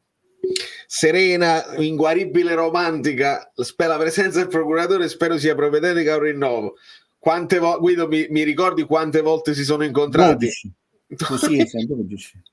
Almeno così ci hanno fatto sapere, quindi la presenza del procuratore può darsi che 12 sconfitte consecutive, il pareggio, e 12 incontri fruttuosi invece e adesso si sblocca una X, la famosa X sul contratto, perché qualcuno diceva pure la cosa della X, quindi si arriva al razzismo assoluto. Sono venuto per lasciare il like, Duos che non Brusulta, ciao Guido, non tiriamo, facciamo i fenomeni, l'allenatore non annusa lo spogliatoio. Questa cosa qua, è vero i 25 tiri, però quante volte non tiriamo, porca miseria. E lì non è colpa dell'allenatore, è proprio non tiriamo più da fuori. Il Copenaghen, per dire, ha ripreso il Manchester United, stava vincendo 2-0 il Manchester United, non è finita la partita, no? Per dire, insomma, è Europa, tanti queste frasi che dicono amiche belline, amici bellini, abbiamo pareggiato una squadra di Serie C. Europa è veramente creare una disinformazione nella testa delle persone. Il Real sta vincendo 3-0, l'Inter 0-0, l'Arsenal 2-0 col Siviglia. Poi tra l'altro, Valerio, fammi dire una cosa, che l'anno scorso il Siviglia ha fatto un pessimo campionato, lo sappiamo, infatti non si è qualificato all'Europa, però poi si è andato a vincere una squadra d'Europa, no? Più che da campionato. In questi casi, ma non è una regola certa, l'Europa ti può aiutare, no? Paradossalmente questa partita era molto in aiuto, come le famose partite tutta da perdere, o Valerio le può chiamare trappole, eccetera, dove tu azzeri tutto. Questo fatto di ma viene da 5 sconfitte il campionato, però anche a noi può capitare il contrario. Noi abbiamo fatto degli anni dove facciamo benino in Europa, no? Con Mazzarri, male in campionato. cioè, ti può dare l'occasione per rompere, no? Un certo tipo di, anche perché si gioca in modo diverso, no? Di un certo tipo di situazioni e ripartire. L'anno scorso questo non è successo a Siviglia perché ha continuato a fare male in campionato, perché comunque il campionato non si sarebbe qualificato per la Champions League, però è arrivato a fine finale, l'ha vinta. E quindi come funziona? No, funziona che in realtà non c'è una regola, amiche Bellino, cioè, quindi è molto superficiale dire che questo, vedi, abbiamo incontrato una squadra scarsa, sta facendo malissimo in campionato, Serie C. Sì, sta facendo malissimo in campionato, ok, ma questa non è una condizione certa, sufficiente, necessaria e garantire al 100% che noi vinceremo là. Devi poi mettere in campo tutti quegli elementi che fanno emergere in maniera efficace la tua differenza maggiore, in questo caso, di qualità tecnica e tattica. E non è successo oggi, perché non è automatico, è che comunque sono in Europa, cioè non è che arrivano gli scarpali in Europa. Sono scarsi. No, sono scarsi, altrimenti noi la perdavamo. Guido, sono scarsi. In Europa sale il livello di tutti, perché sale il livello.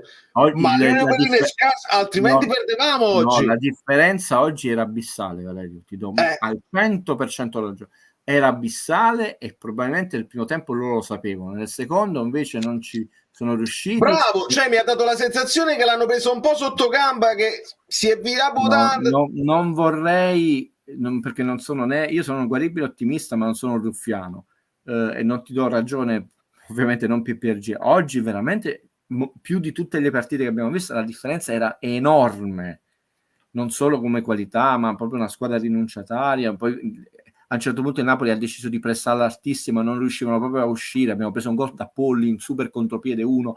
Non tocchiamo l'argomento Meletta, perché la puoi spingere fuori e non rimettere dentro il campo ma però insomma la parata era difficile, comunque ha fatto una bella parata, tanto ormai quello è un argomento, diciamo, scottante, e no, la differenza oggi era troppo evidente. Però poi alla fine tu non ti puoi ridurre che devi fare per forza gol, perché quando una squadra si difende con 20 persone dentro l'area e ti mura tutti i tiri e tu la tocchi quella volta di più, a volte devi avere coraggio e tirarla di prima. Un tiro sporco, una puntazza, cioè, invece vuoi farlo pulito, lo fai pulito e te l'hanno murato, no? Cioè, solo Politano ne ha presi 4, anche Anghissà ha preso un tiro murato, una spadone. È che sono tiri che non vanno da nessuna parte. Sì, ti prendi il calcio d'angolo, no? Ne abbiamo battuti una marea di calci d'angolo. Guido, una provocazione dall'amico DP: se fossimo stati primi in classifica, Rachmani avrebbe accettato di andare domenica con Israele in un match che non conta nulla per il Kosovo, lasciandoci uno in meno? Però diciamo accetto la provocazione. Tra l'altro sono carine queste domande, tutte diverse l'una dall'altra. Questo fa capire ormai quanto è variegato il tuo mondo e non standardizzato. Cambia molto, non solo nella testa, nella condizione, ma anzi, che cosa dice? Se il Napoli fosse stato più avanti in classifica, anche con quella proposta miliardaria in Cina, non sarei partito. L'ha detto lui. E quindi, però, è la testa di Hamsik. Però io posso rispondere a questo signore, a questo amico Bellino, che la domanda è intelligente e non la vivo nemmeno come una provocazione, perché provocazione avvertire più veleno. Non sono il giocatore, però ti posso dire che la storia, ci sono anche altri esempi di altre squadre, però poi si arrabbiano gli amici Bellini perché vogliamo parlare solo del Napoli, però il calcio è molto più ampio. Cambia molto e quantomeno non sarebbe così facile la decisione. Però io non sono Rachmani, non sono le società, cambia molto anche la pressione, casomai, che una società può mettere, no? Chiesa su 2 convocazioni di Spalletti, non l'ha nominato Sacchi, però era evidente alcuni giocatori, era infortunato, poi subito dopo si è tornati alla nazionale, ha giocato, sì. No? E la Juve sta in una posizione di classifica molto interessante. Cambia molto, cioè, non solo dal punto di vista della psicologia, non è la stessa cosa, quindi non la vivo come una provocazione, ma come un dubbio legittimo. Ecco, dubbio legittimo.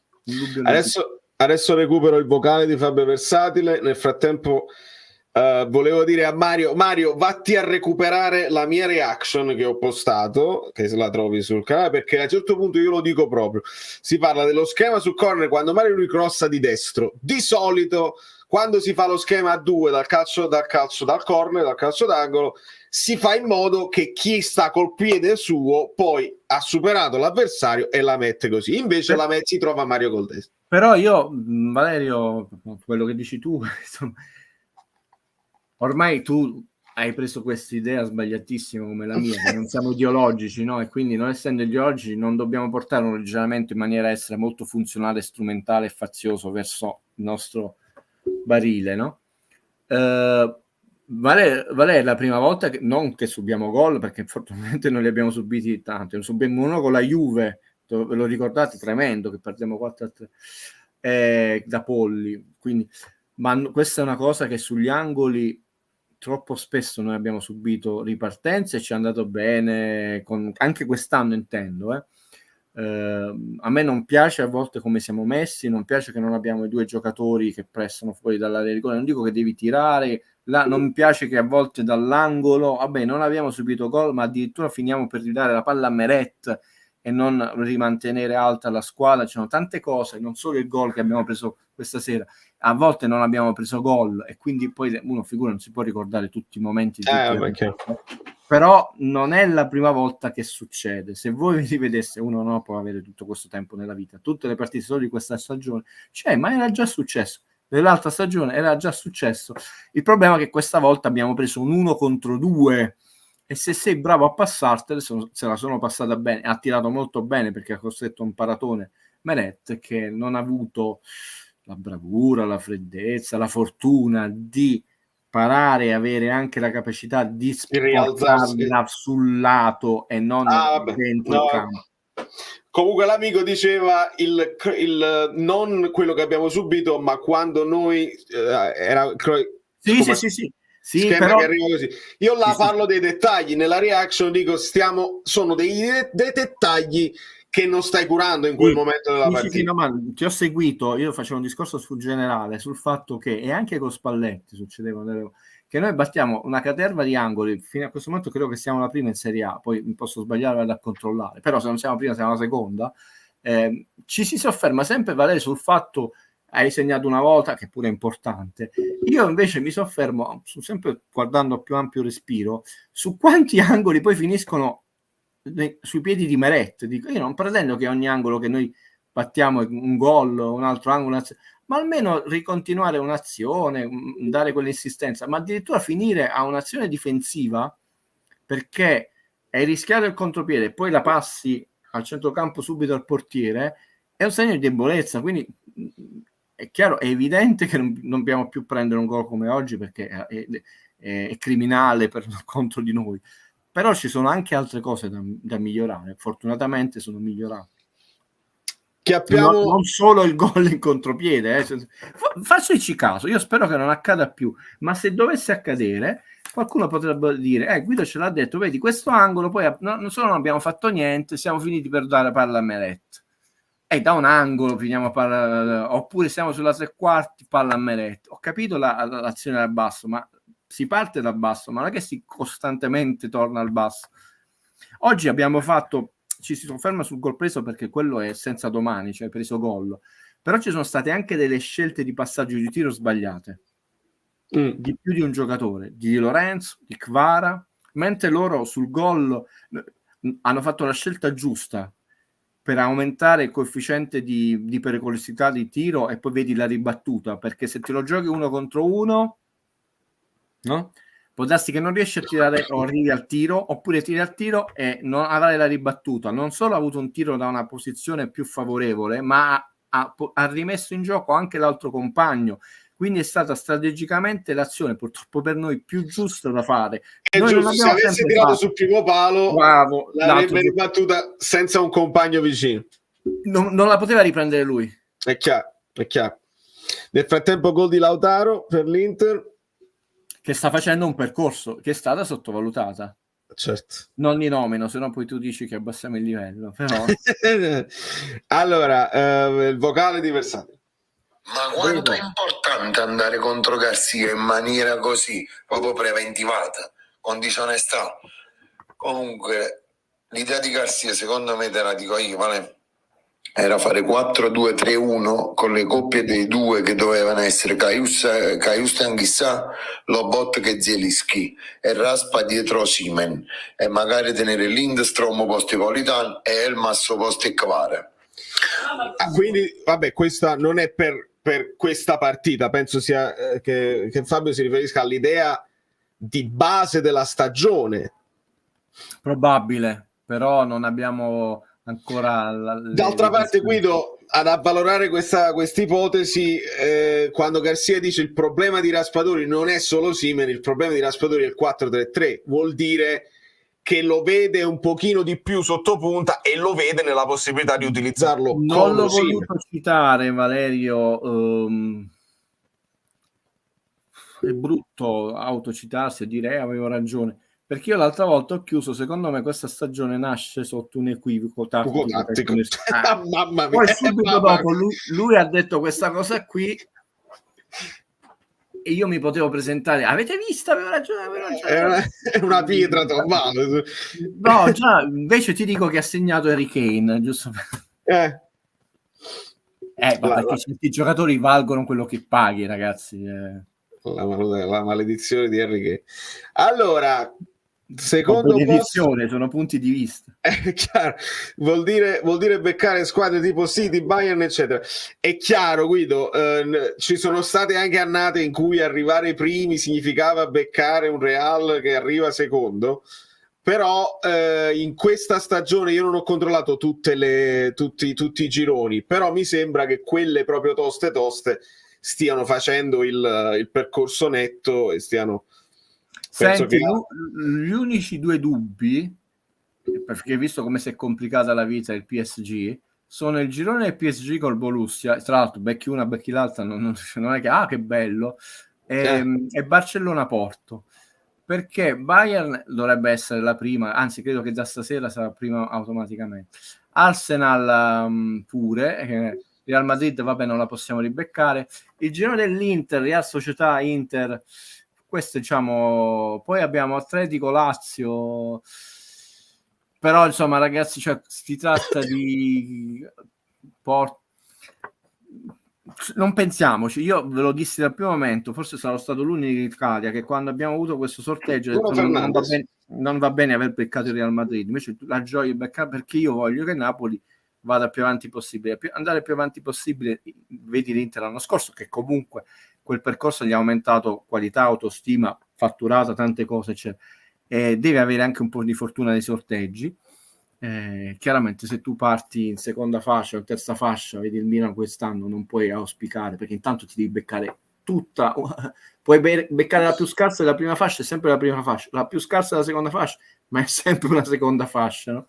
E invece stare in seconda fascia significa che tu almeno il PSG piuttosto che eccetera eccetera non lo becchi, no? Non ragioniamo, dobbiamo giocare al Madrid, dobbiamo giocare una partita che ci può dare comunque dei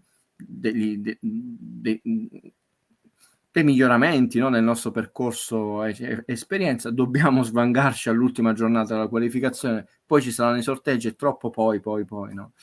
Sorteggio, tra l'altro il sorteggio è come la domanda quanto è importante che a Esimina, che non dipendono da noi, ci sono delle palline, vengono sorteggiate, tu non puoi fare nulla se sei soggetto passivo e poi ti devi giocare con la squadra che viene sorteggiata, quindi non sono il tipo che gufa, che fa le simulazioni, eccetera. Non mi ha mai appassionato questo discorso, mi appassiona vedere e studiare poi sul campo come le squadre si muovono.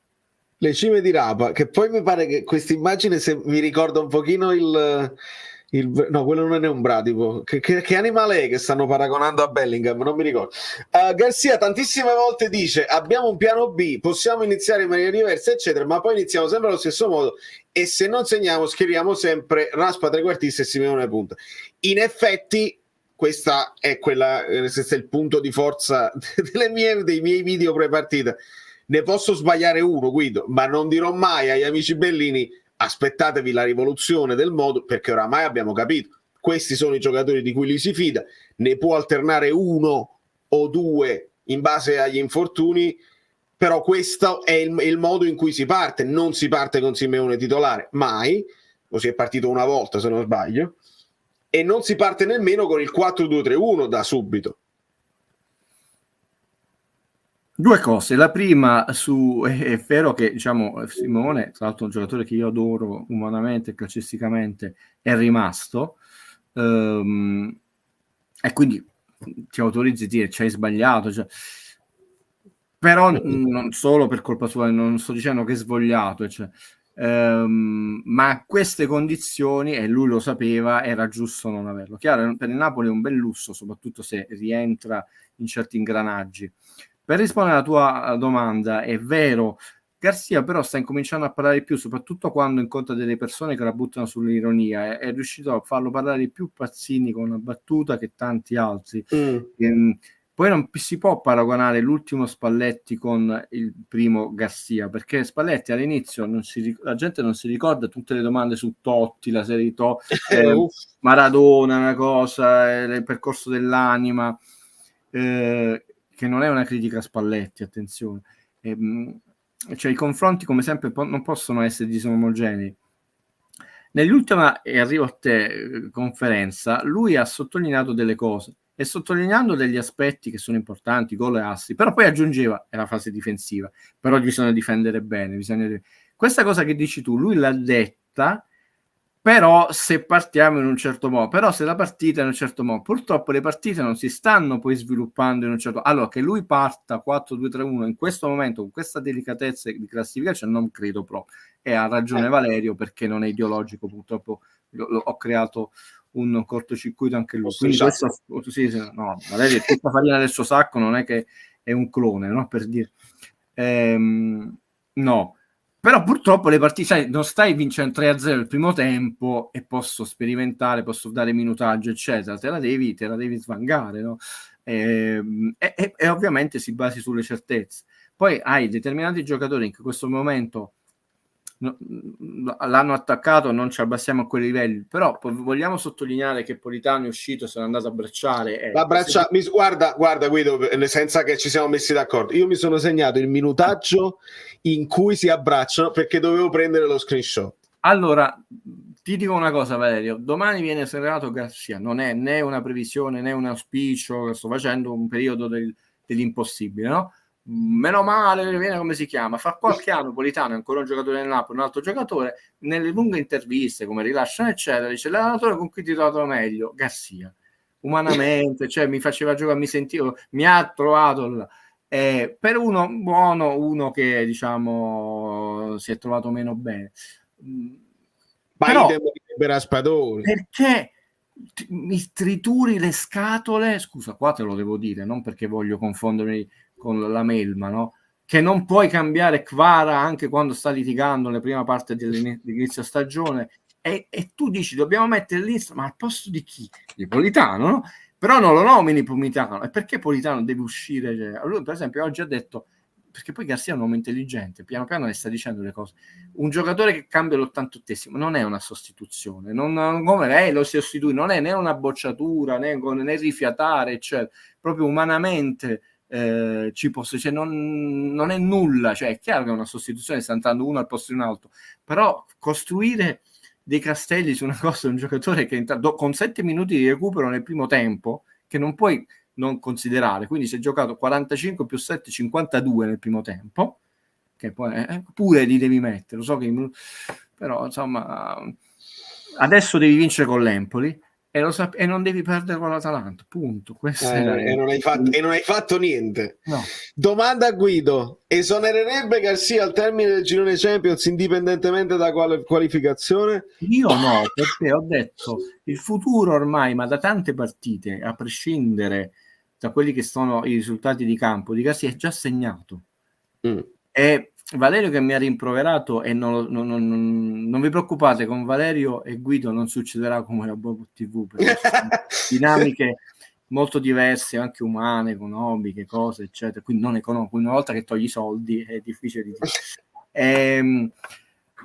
Io vi avevo preventivato, ci fu una persona che disse in diretta: stati attento a questa persona, ti soffierà il canale. Io dissi: ma io non riesco a fare le cose mie, che non posso mai a quasi 50 anni per la prima volta in vita mia comportarmi in maniera scorretta con una persona più giovane di me. Lo so che te lo dici da solo, ma scordatelo, e più non avrei il tempo quindi scusate questa dichiarazione. Quindi secondo me è segnato, ecco perché ho esordito, forse un'analisi un po' lunga, però è tutto organico. Si è andato a mettere un guaio sapendo determinate situazioni dinamiche, ma adesso sta scoprendo molto più grande di lui. Solo che De Laurentiis credo che poi alla fine non è convinto dei vari Tudor, ovviamente, ma c'è anche un direttore di un giornale molto importante che sta spingendo per il ritorno di Mazzarri sulla panchina. Cioè, Conte non è voluto venire e non verrà perché molto probabilmente andrà alla Roma o al Milan l'anno prossimo. Quindi, tranne che perde 8 partite di seguito, ma questo è un tifo sempre più juventinizzato di Napoli, quello lo dobbiamo dire. Questo sarà l'allenatore, penso, tranne veramente disastri fino alla fine della stagione, e poi faranno una rescissione. Io invece spero che faccia molto bene, però come Spalletti si era stancato e ce l'ha detto, voi non vi ricordate i messaggi che e a un certo punto lui lo disse: non è con i giocatori, non è con i tifosi. Che è rimasto?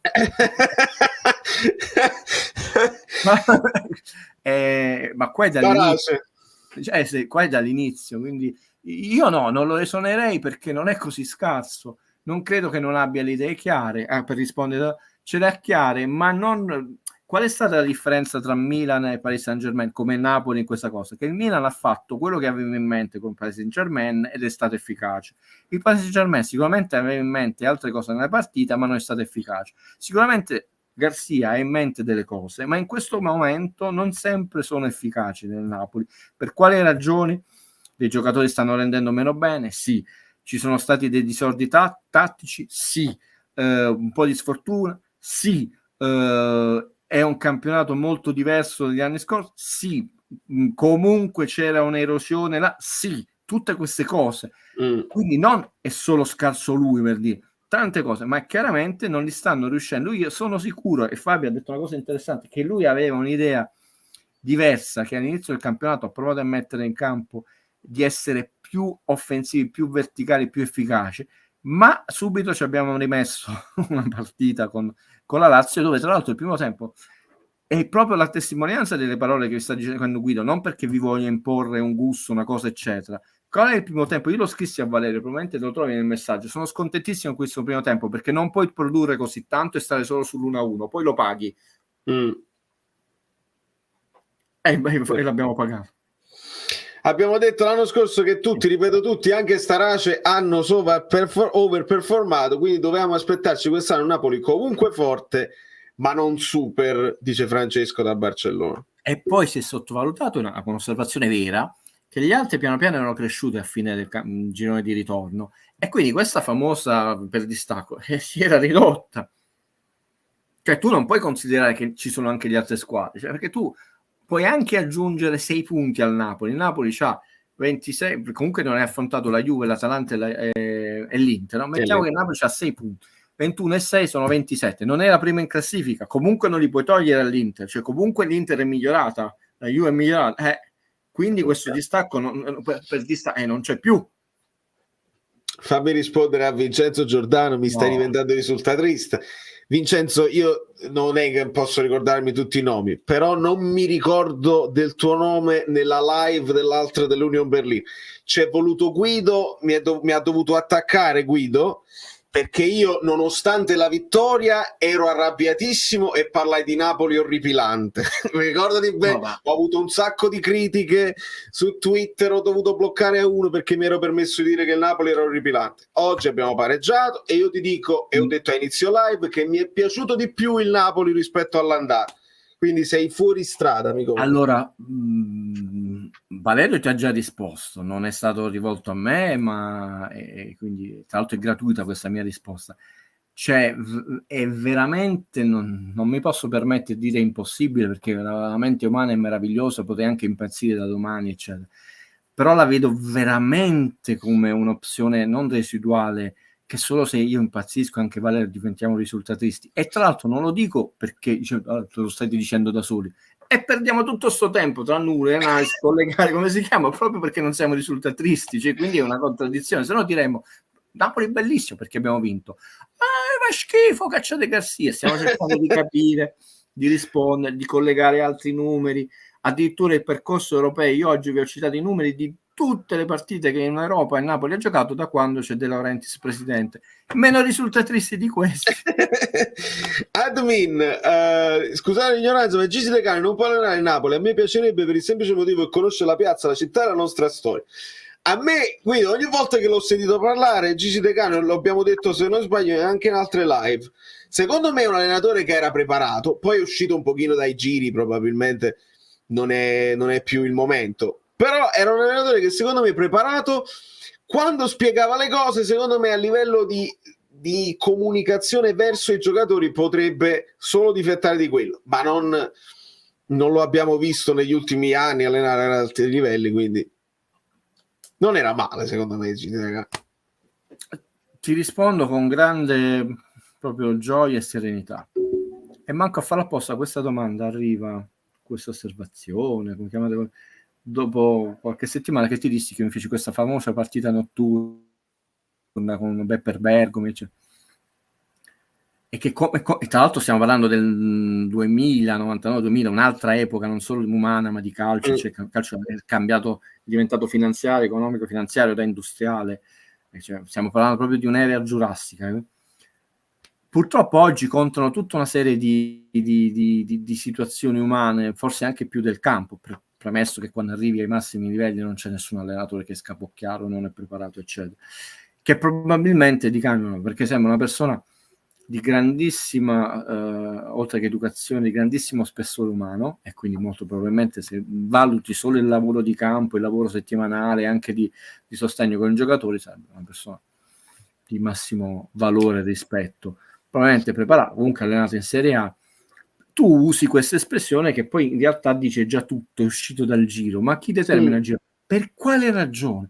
Parliamo solo, poi però devo specificare, dico, e ci abboffano l'anima di De Zerbi, perché De Zerbi gode di una serie di elementi, cioè De Zerbi ha la quintultima difesa in Premier League, ha preso 20 gol, ne ha fatti 24, e andate a vedere tutti i gol che prendeva nel Sassuolo. Guido sta distruggendo De Zerbi, ho sempre detto che mi sembra un ragazzo intelligentissimo, molto ambizioso, 2 qualità umane, per dire, perché vuole arrivare, che è anche coraggioso nell'idea calcistica che sta proponendo, alta qualità, ma che voglio vedere il percorso che sta facendo, nel senso che io De Zerbi lo metterei a Napoli, e ti rispondo sul Di Canio, però come presidente dico non mi dovete rompere l'anima e ti difenderò alle morte pure se perdi 2 partite in casa 0-3, perché le perderemo, poi vinceremo 4, capace che vinci 4-0 con l'Inter e poi perdi 3-0 con l'Udinese, dici cacciatelo, come dire.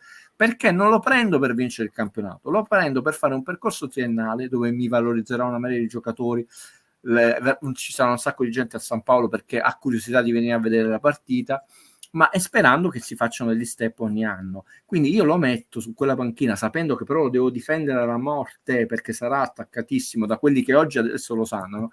Di Canio, bellissima persona. Il problema adesso qual è? Quanto contano questi elementi extracampo o quanto pesano di più rispetto a quegli altri? Quindi non ha nessun elemento negativo. Ci sei, Valerio? Sì. Se ti devo rispondere, per non sedere sulla panchina del Napoli. Tra l'altro tu hai detto conosce pure l'ambiente, è stato non solo perché è allenato, ma poi mi sembra che viva a Vico Equense, conosce, non ha nessun difetto, però tu è uno di nomi che non hai sentito accostato alla panchina. Esatto, perché? C'è sempre un motivo, è chiaro. Esce dal giro, è chiarissimo. No, hanno accostato, tranne Valerio e Guido, hanno accostato tutti, no? Ma lui no, perché adesso questi elementi, chiamiamoli così, io non gli voglio dare il nome specifico, e io vi dico quanto pesano, però non ha nessun, diciamo, difetto, chiamiamolo così, per non dire non essere in grado. Io però come traghettatore, se purtroppo non si può avere perché allena, già l'anno di Gattuso out, però poi l'aveva appena preso la Sampdoria, il nome giusto quell'anno una volta sono andato a Ancelotti, era uno solo, Ranieri.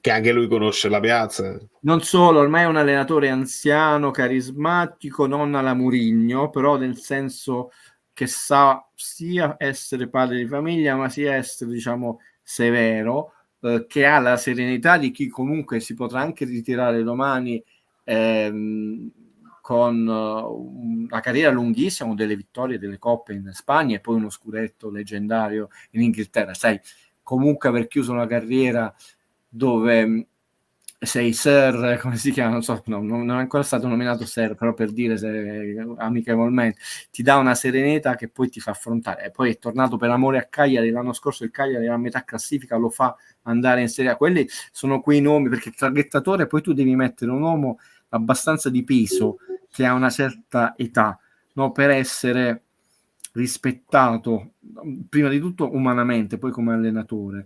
E per esempio questo nome non c'è perché allena il Cagliari e molti, vedi, cioè mi viene a fare questa considerazione, voglio fare con voi, vi voglio fare ridere, no? In queste settimane praticamente abbiamo esonerato tutti gli allenatori. Perde la Juve con Sassuolo, Allegri out per settimane, Pioli era out dopo Napoli, era sconfitta il Paris Saint-Germain, quindi se l'avessimo esonerato, no, oggi non avrebbe vinto. Non me li nomino tutti, non ve li nomino tutti perché sennò faccio Salvini. Alcuni li hanno esonerati, anche perché mi facevo questa domanda, ma poi ci sono in giro tanti allenatori da sostituire tutti questi che devono esonerare? Non se prendiamo i soliti nomi, non basterebbero. Ma questo... Alessandro ci ripete e ci dà un po' di numeri: 27 tiri, 5 in porta, uguale 20%. Houston, abbiamo un problema. Abbiamo un grosso problema. Ma vedi, signori e signori, grazie, no? Alessandro, il Napoli in campionato, è vero che non tutti i tiri sono pericolosi eccetera, ha 204 tiri. Il maestro Sarri, che adoro, che dice il gioco, vedi la narrazione, scusa Vale, però ogni tanto fammi dire qualcosa, non perché contro, però si dice, vedi il gioco d'attacco, 127. No, la Lazio sta inguaiata quest'anno, anche XG pochissimi. La Juve, che è seconda in campionato, sai quanti hanno? 158, c'ha 60 tiri meno del Napoli, però stai detto nelle trasmissioni che stiamo tirando poco e siamo primi dell'Inter. Il problema è che il Napoli ha una percentuale relativa all'interno, così ve la spiego i numeri di Guido, solo ai tiri dentro lo specchio, la percentuale considerando solo i tiri dentro lo specchio è del 36%, anzi se volete è il 34,32%, che è bassissima, ragazzi. Quella totale rispetto a tutti i tiri dell'11%, quindi un tiro su 10 tiri, uno alla fine è gol. L'Inter ne ha del 14,75%, dice Guido solo 3%, ragazzi il 3% ti fa al primo posto in classifica, cambia tutto. In Europa questa classifica dove tiri è in questo momento, ed è bassa perché in Europa la devi avere alta, è del 28,35%, quella relativa, Valerio. Non ti dico quella totale perché ci mettiamo a piangere, quindi stiamo tirando tanto ma non segnando per quanto tira. Il problema non è tirare, cioè il Napoli della grande bellezza qua, non è che la gente, quello dei 91 punti ha chiuso il campionato con 14,42 tiri di media partita, 3,8 nello specchio. In questo momento Garcia ne ha 18,54, tira più di Sarri, però nella narrazione stiamo tirando male, la squadra è sconclusionata, abbiamo dei difetti e io ho detto non siamo efficienti, ragazzi, e non siamo nemmeno efficienti nella fase difensiva, è chiaro. Infatti non è che ti va tutto bene, risulta triste. Ma infatti, anche perché se poi vai a vedere il Napoli è il secondo attacco del campionato e dove stiamo venendo meno è che abbiamo preso troppi gol anche rispetto a quello che concediamo. Quindi Guido Gentile che dice ragazzi in Europa siamoci attenti, il Copenaghen no, mamma mia. Perché poi questo secondo me è anche importante dirlo, perché Manchester United, se parliamo di blasone, è la squadra forse più è più facile perderlo che acquisirlo. Cioè tu devi praticamente, puoi creare una legacy infinita, la cerchi così, è facile perderlo se sbagli poi 2 o 3 annate, perché sono 2 o 3 annate di caos totale nel Manchester United. Ci vuole tantissimo per acquisirlo, ma si può perdere da un momento all'altro. Il United Sì, sta in perché guai. tra l'altro il Manchester ha fatto, chiudiamo una parentesi brevissima, un errore che è proprio l'errore italiano e non era loro inglese. Qual è una delle caratteristiche? Manchester United, Valerio ricorda benissimo che è la squadra che per molti anni non solo ha avuto il fatturato più alto al mondo, più del Real Madrid, ma quello che ha avuto l'appeal più alto, più del Real Madrid, cioè la squadra che aveva più non solo più fascino, ma più tifosi, più magliette che si vendevano insomma nel mondo. Detiene molti record, ha avuto, diciamo, mi sembra il terzo allenatore più longevo su una panchina, Sir, in questo caso è veramente Sir perché è stato nominato dalla regina buonanima Alex Ferguson, è quello che ha vinto più trofei. Poi ci sono Guardiola è terzo, mi sembra. E infatti l'Arsenal seguì questa strada, no? Wenger è stato per 20 anni, eccetera. Quando ha incominciato ad avere idee poco chiare, come faceva Moratti quando cambiava troppi allenatori, l'anno scorso io dissi che non ero molto contento, cioè ero contentissimo della vittoria, però ho detto attenzione, dobbiamo pesare perché il Liverpool quest'anno ha problemi, ha una difesa che prende gol. L'anno scorso il Liverpool è stata la stagione dove ha perso di più, quindi Guido non è che ci ha visto tanto. A metà stagione qualcuno mi chiese: Guido, ma lo stanno cacciando Klopp? Ho detto: ma voi pensate che veramente l'Inghilterra fanno come il metodo Italia? Klopp non lo smuovono, eccetera.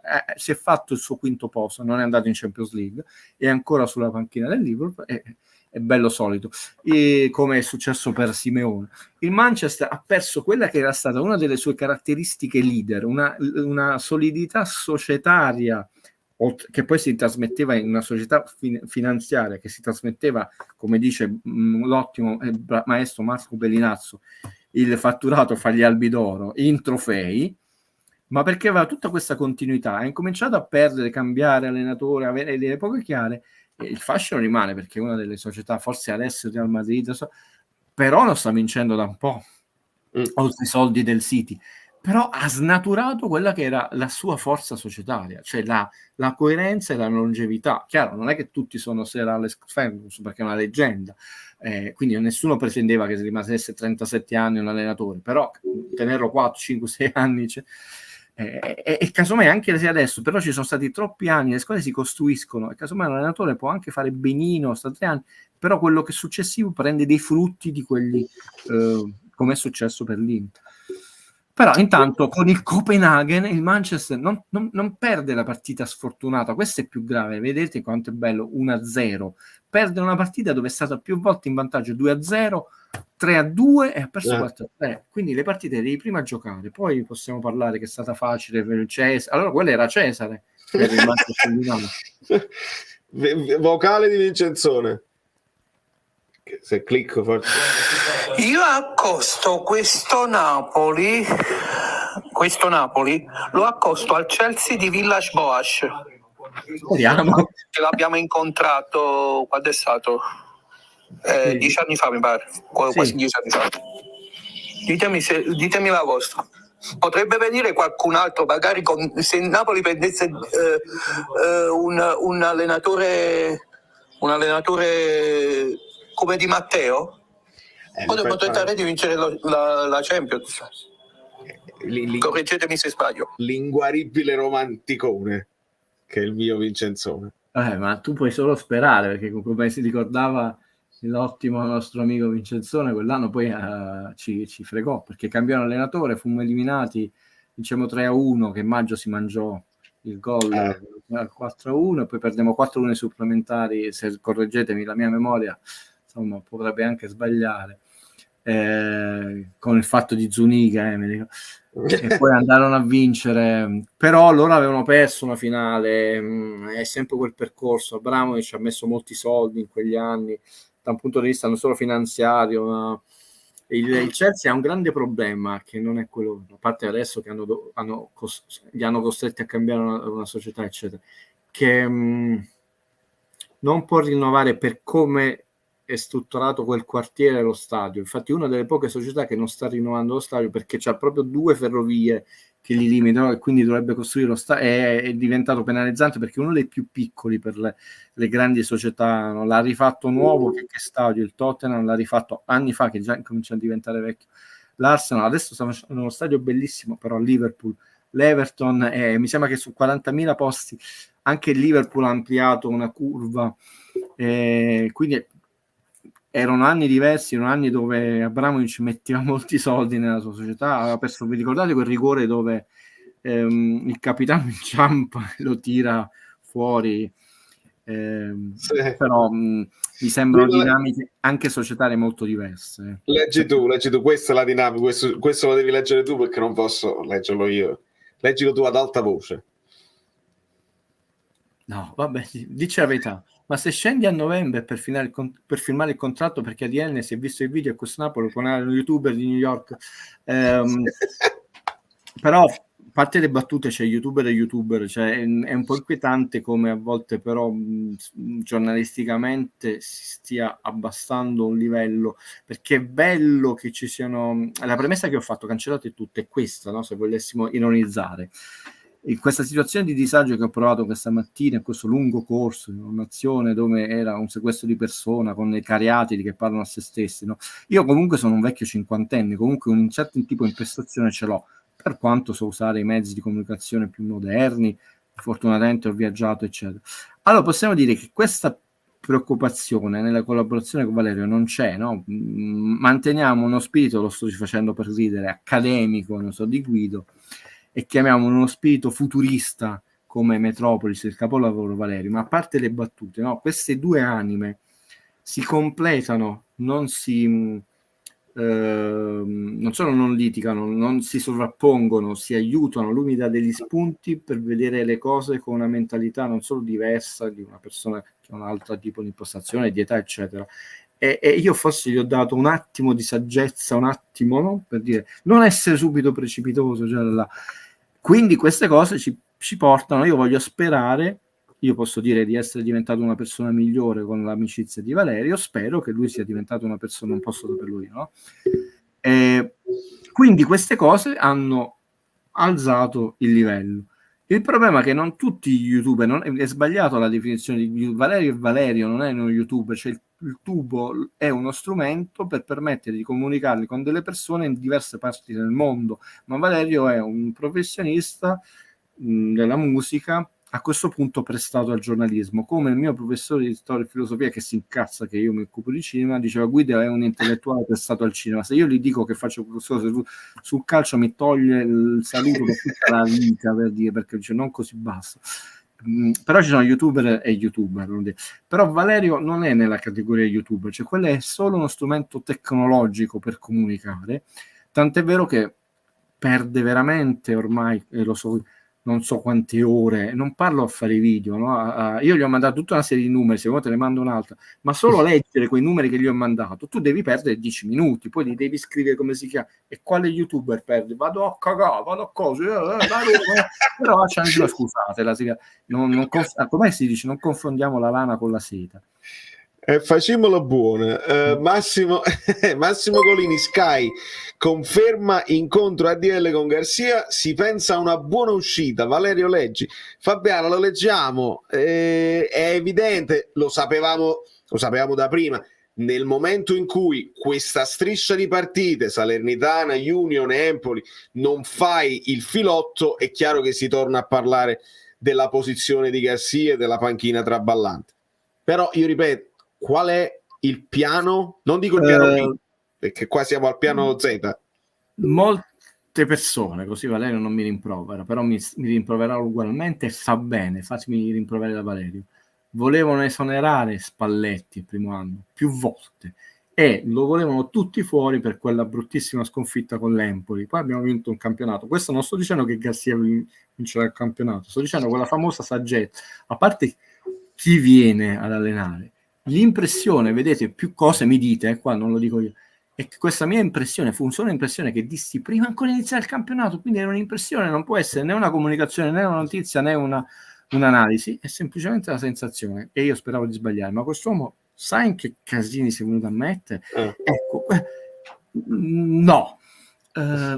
Vediamo quello. Però questa non è una stagione dove tu stai sul binario del campionato. Io questa cosa ce l'ho bella chiara in mente. Sono sempre 6 mesi avanti agli altri. Il Bayern è il raddoppio di Harry Kane. Mezzica. No, mi piace molto come giocatore perché tocca molto bene la palla, la passa bene. Harry Kane è l'Higuain che vuole continuare a farlo e non si scoccia di farlo. Dobbiamo fare tanto di cappello da sportivi a Giroud, 37 anni, continua a essere decisivo. Significa, fatemi dire qualcosa anche sul calcio, poi arrivo a Valerio, che significa che tu fai tanti addominali e tanti allenamenti seri per arrivare a quest'età. È chiaro che giochi in un campionato, non puoi giocare il campionato inglese, però c'è chi a 30 anni andrà a giocare nel Toronto e chi a 37 anni ha segnato per il Saint Germain. Significa che hai condotto anche un certo tipo di vita che non è facile, perché tra l'altro essendo attaccante quei centesimi di secondo ti fanno arrivare, e tra l'altro ha segnato su Skriniar, non è che ha segnato su Guido e Valerio, cioè, perciò certi giocatori hanno una carriera molto lunga, perciò tu prendi Harry Kane, non prendi Osimhen, c'è tutto che noi amiamo, sia chiaro, ma questo disordine è successo, questo è dovuto andare lì, e i litigi, quello lì, la madre, il padre, il figlio, i soldi, come si chiama, una società non può perdere energie per queste cose qua. Io mi ricordo quando parlai con dei giocatori dell'NBA che mi disse: Guido, noi neanche al trasloco dobbiamo pensare, ci pensa tutta la società. Quando comunque il trasloco è umano, ma per quanto la società ti trova una casa a Posillipo, però tu contatti la ditta di trasloco, la moglie ti aiuti tua moglie a mettere dove mettiamo questo quadro, no, aiutalo là, non devi pensare a nulla, ti devi allenare agli aeroporti perché hanno il loro terminal, devi allenarti, cioè è il massimo del professionista, per dirvi una cosa, no? Perché sanno che tu non puoi perdere energia in altre cose. Poi ovviamente anche quelli sono umani, no? Jordan aveva il vizio delle scommesse, hanno sempre negato, però David Stern disse: stai esagerando, è il più grande giocatore di basket di tutti i tempi, perché sono comunque esseri umani, anche i divini come Jordan. Quindi mai essere precipitosi, questo poi alla fine, no? Perché intanto parliamo di esseri umani, sono 11 su un campo contro 11, troppo facile dire. Garcia all'anno segnato, che oggi, domani a fine stagione è triste dire, ma non perché lo auspicio, non perché lo penso, come sia, perché sono troppi gli elementi che ci fanno pensare che poi ci sarà questa liberazione, saranno tutti contenti i colleghi, non so per quale ragione, dicono che è antipatico, la boria della Francia, eccetera. Però è un po' inquietante, Valerio, che gli unici allenatori con un respiro internazionale hanno avuto problemi dall'inizio a Napoli, Fabiano, nel frattempo Fabio dice che non trova riscontri nella notizia che sta cercando, quello che ci diceva Fabiana su Ugolini, ma tanto non è che stiamo commentando la notizia, perché è ancora comunque una non notizia, anche se lo verremo a sapere. Leggevo, c'era una, ecco qua, sempre Alessandro, che ringrazio ancora. Guido Provoco: in NBA il tiro da tre è diventato fondamentale con lo sviluppo della tecnica di tiro. Sicuro che nel calcio non siamo alla preistoria? È una bellissima osservazione che mi permette di dire una cosa. Se ci fate caso, perché io ho fatto spesso questo parallelismo, per quanto ho sempre specificato, attenzione, quella è una lega privata, eccetera. L'NBA è una lega privata di società, 20 società, adesso sono diventate 30, pacificamente, nel senso che non hanno mai chiesto, né hanno fatto una guerra, né ci sono stati degli scontri, semplicemente giocando per fatti loro, quindi hanno fatto cambiare le regole senza che loro lo chiedessero, no? Poi c'è tanta la forza di tutto il basket mondiale, perché noi sappiamo che il basket mondiale aveva altre regole, non aveva la regola dei 24 secondi, prima erano 35 e 30 dei quarti, insomma non ve le faccio tutte, della difesa, dello sfondamento, tantissime regole diverse, no? E nel basket FIBA dovevi passare la metà campo entro 10 secondi, nell'NBA entro 8, non ve le cito tutte, però qualcuna, scusa, non perché voglio fare Salvini. Cioè pensate quanto è stata forte questa lega, che senza dove se ne è fregata. L'ha fatto la FIBA perché ha detto: noi dobbiamo cercare di arrivare a livello. Considerate che l'NBA mandava i ragazzi delle università a fare le Olimpiadi e vincevano sempre. Poi l'anno che hanno perso si sono incacchiati, hanno mandato il famoso Dream Team e vincevano con 40 punti lì. Quindi non è il punto del tiro da tre. Il punto è che è una domanda intelligentissima. Se noi vediamo quanto si è evoluto da un punto di vista del regolamento, dei palazzetti, delle riprese televisive, di tante cose, degli allenamenti, ormai sono allenamenti che quelli del passato sembrano preistoria, perché sono specifici non solo sui giocatori, sulla tipologia dei giocatori, sui movimenti che fa i giocatori. Cioè, Steve Curry fa una serie di allenamenti che sono per Steve Curry, non solo per una guardia, ma per quel tipo di guardia tiratrice che ha un tipo di tiro che all'inizio era considerato un difetto, che adesso è diventato caratteristico. Cioè, quindi parliamo di una lega che ha avuto uno sviluppo, tant'è vero che nonostante ci sono ritirati campioni che sembravano irraggiungibili anche per blasone e rivalità, Magic e Bird io che sono di quella generazione, notti indimenticabili, non ha perso il suo fascino, e anche la severità con cui vengono poi giudicati gli scandali, gli errori, le cose eccetera eccetera. Il calcio, da un punto di vista, arrivo a te, del regolamento, dell'arbitraggio, quanti anni ci abbiamo visto per mettere un VAR fatto anche molto male, delle riprese televisive, dei commenti, vabbè, ci sono dei commenti molto di qualità, scusate il termine, per esempio in altri territori, no? Però molto discontinuo in Italia, no? Cioè, senza nominare figli, come se non esiste, tu non vedi in NBA quello là, il figlio della nota che si strappa la camicia, come si chiama, perché quei personaggi non esistono a commentare l'NBA, per dire, e quindi non è il problema del tiro dei 3 punti. Mi ha permesso di dire una cosa molto importante: adesso molti colleghi si stanno battendo per il tempo effettivo, che è una delle prossime. Posso dire per una volta una parolaccia, Valerio? Vai. No, non la dico manco oggi, così termina il 2020. È una stupidaggine, perché? Perché quando tu hai un problema, tu devi risolvere il problema. E quindi devi capire quali sono le risorse umane, tecnologiche, informatiche, economiche, temporali, per risolvere quel problema. Non lo devi aumentare. Qual è il problema? Si gioca poco nei secondi tempi, troppo spezzettato. Quindi dice no, questi recuperi lunghi. Se tu metti il tempo effettivo, avrai certo al 100%, soprattutto con certi personaggi, ancora più di più spezzettato. È chiaro, perché finisce. Tu pensi, noi quei Cagliari quando non ci fecero giocare, non quello di Mister Ranieri, eccetera. Quindi come si combatte questa cosa? Con una rivoluzione culturale, partendo da basso, no? Dagli allenatori delle giovanili, come con la battaglia che stai facendo Valerio, no? Finte simulazioni, alzati, che non ti sei fatto niente, con un cambio culturale che fa sì in modo, come vedi delle partite in Inghilterra, dove la palla non esce mai. Oggi, per esempio, noi abbiamo avuto a un certo punto i giocatori che hanno visto che l'arbitro non fischiava, si sono rialzati subito. Quindi non perché è un gioco totalmente diverso per i time-out. Cioè, il rischio è quindi il tiro da 3 punti, chiamiamolo così, mettiamo la linea ai 25 metri, chi fa gol sono 2 gol. Ma figurati, per rispondere all'amico Bellino, scusate la lungaggine, ma è una domanda bellissima. Un calcio che è così lento nell'innovazione, anche a tutt'oggi, tranne rarissimi emittenti televisivi, insistono a inquadrare il momento del calcio di rigore nell'unico modo come tu non devi inquadrare un calcio di rigore, perché a volte tu non riesci a capire. Il calcio di rigore tu lo devi inquadrare frontalmente, perfettamente, non solo se la palla è entrata come lo spiega, ma non solo, tu hai uno dei momenti sportivi più cinematografici, e sono 2 cose totalmente diverse, l'emozione cinematografica, ma veramente non c'è nell'equivalenza, perché non è il tiro libero, una cosa che è così cinematografica, fatemelo dire, come il calcio di rigore, perché tu puoi inquadrare prima il totale, poi il dettaglio, poi gli occhi del portiere, poi vedi la mano, cioè creare proprio una narrazione di pathos, e poi di nuovo il totale della porta, pum, spiazzato gol, e tu le inquadri da quei 3 quarti così, nel 2023. Poi nel replay te la fanno vedere di fronte, quindi è uno sport qua c'ha ragione De Laurentiis, ma per le ragioni sbagliate, che è molto lento nelle innovazioni giuste. Ha avuto, perché il passaggio al portiere c'è, ma c'ha più di 100 anni. Quindi figurati, vedi, Rizzoli ha detto di no per il fatto del VAR a chiamate, eccetera. Cioè tu ci hai messo dagli anni 80 c'è la tecnologia nel football americano, no? Noi l'abbiamo introdotto da pochi anni, ci hai messo 30 anni di ritardo rispetto a altri sport. Tu parli Ma figurati, la porta più grande, più piccola, cioè,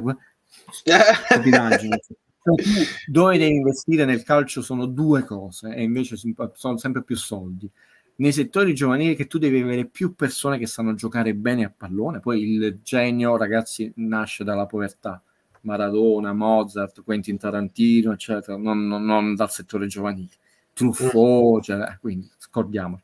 Però più persone che hanno una tecnica che si gioca a pallone e poi un sistema trasparente. Stiamo andando verso questa direzione? No.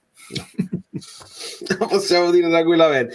Guido, io mi sono reso conto di essere in ritardo, è colpa mia, quindi spero, ringrazio. Nonostante la giornata che immagino, ti saluto, faccio andare via, che lascia molto amare in bocca, e questo insomma da ciascuno di voi è legittimo, perché noi non imponiamo, né Valerio io, un pensiero, un gusto, eccetera.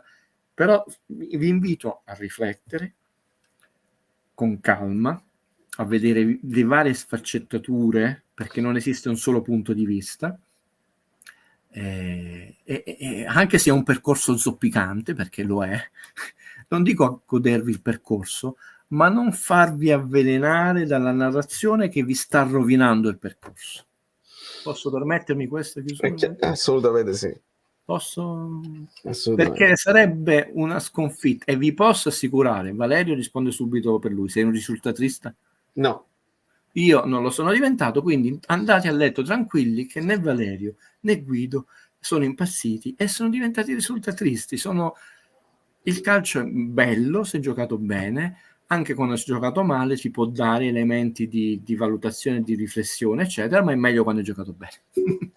Grazie infinite al dottor Guido Gentile. Piano sequenza, voi vi iscrivete al suo canale e arrivano i video sul cinema prima o poi, e vi voglio salutare togliendo un problema, una paura all'amico Paradiso. Se viene esonerato Gassi ci toccherà Paolo Sosa, non è possibile a livello di regolamento perché ha già allenato in Serie A, e quindi state tranquilli sotto questo punto di vista. Qualcuno dice che si continua a parlare di Tudor, eccetera eccetera. Sarà divertente sentire cosa si dirà domani. Noi domani invece faremo analisi tattica, analisi delle parole di Garcia, analisi degli screenshot, analisi della bella Pablo Carlo.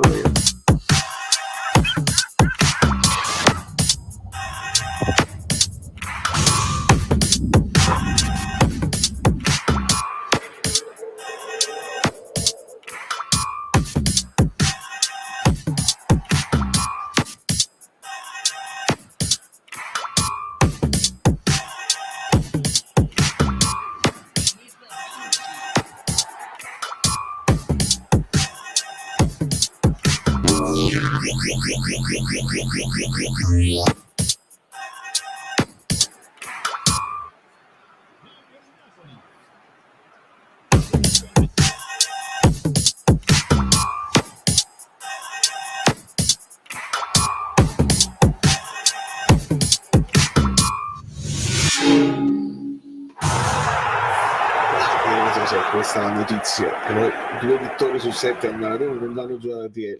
ADL non penso che se ne frega del Maradona, le 2 vittorie su 7 magari, ma dello stadio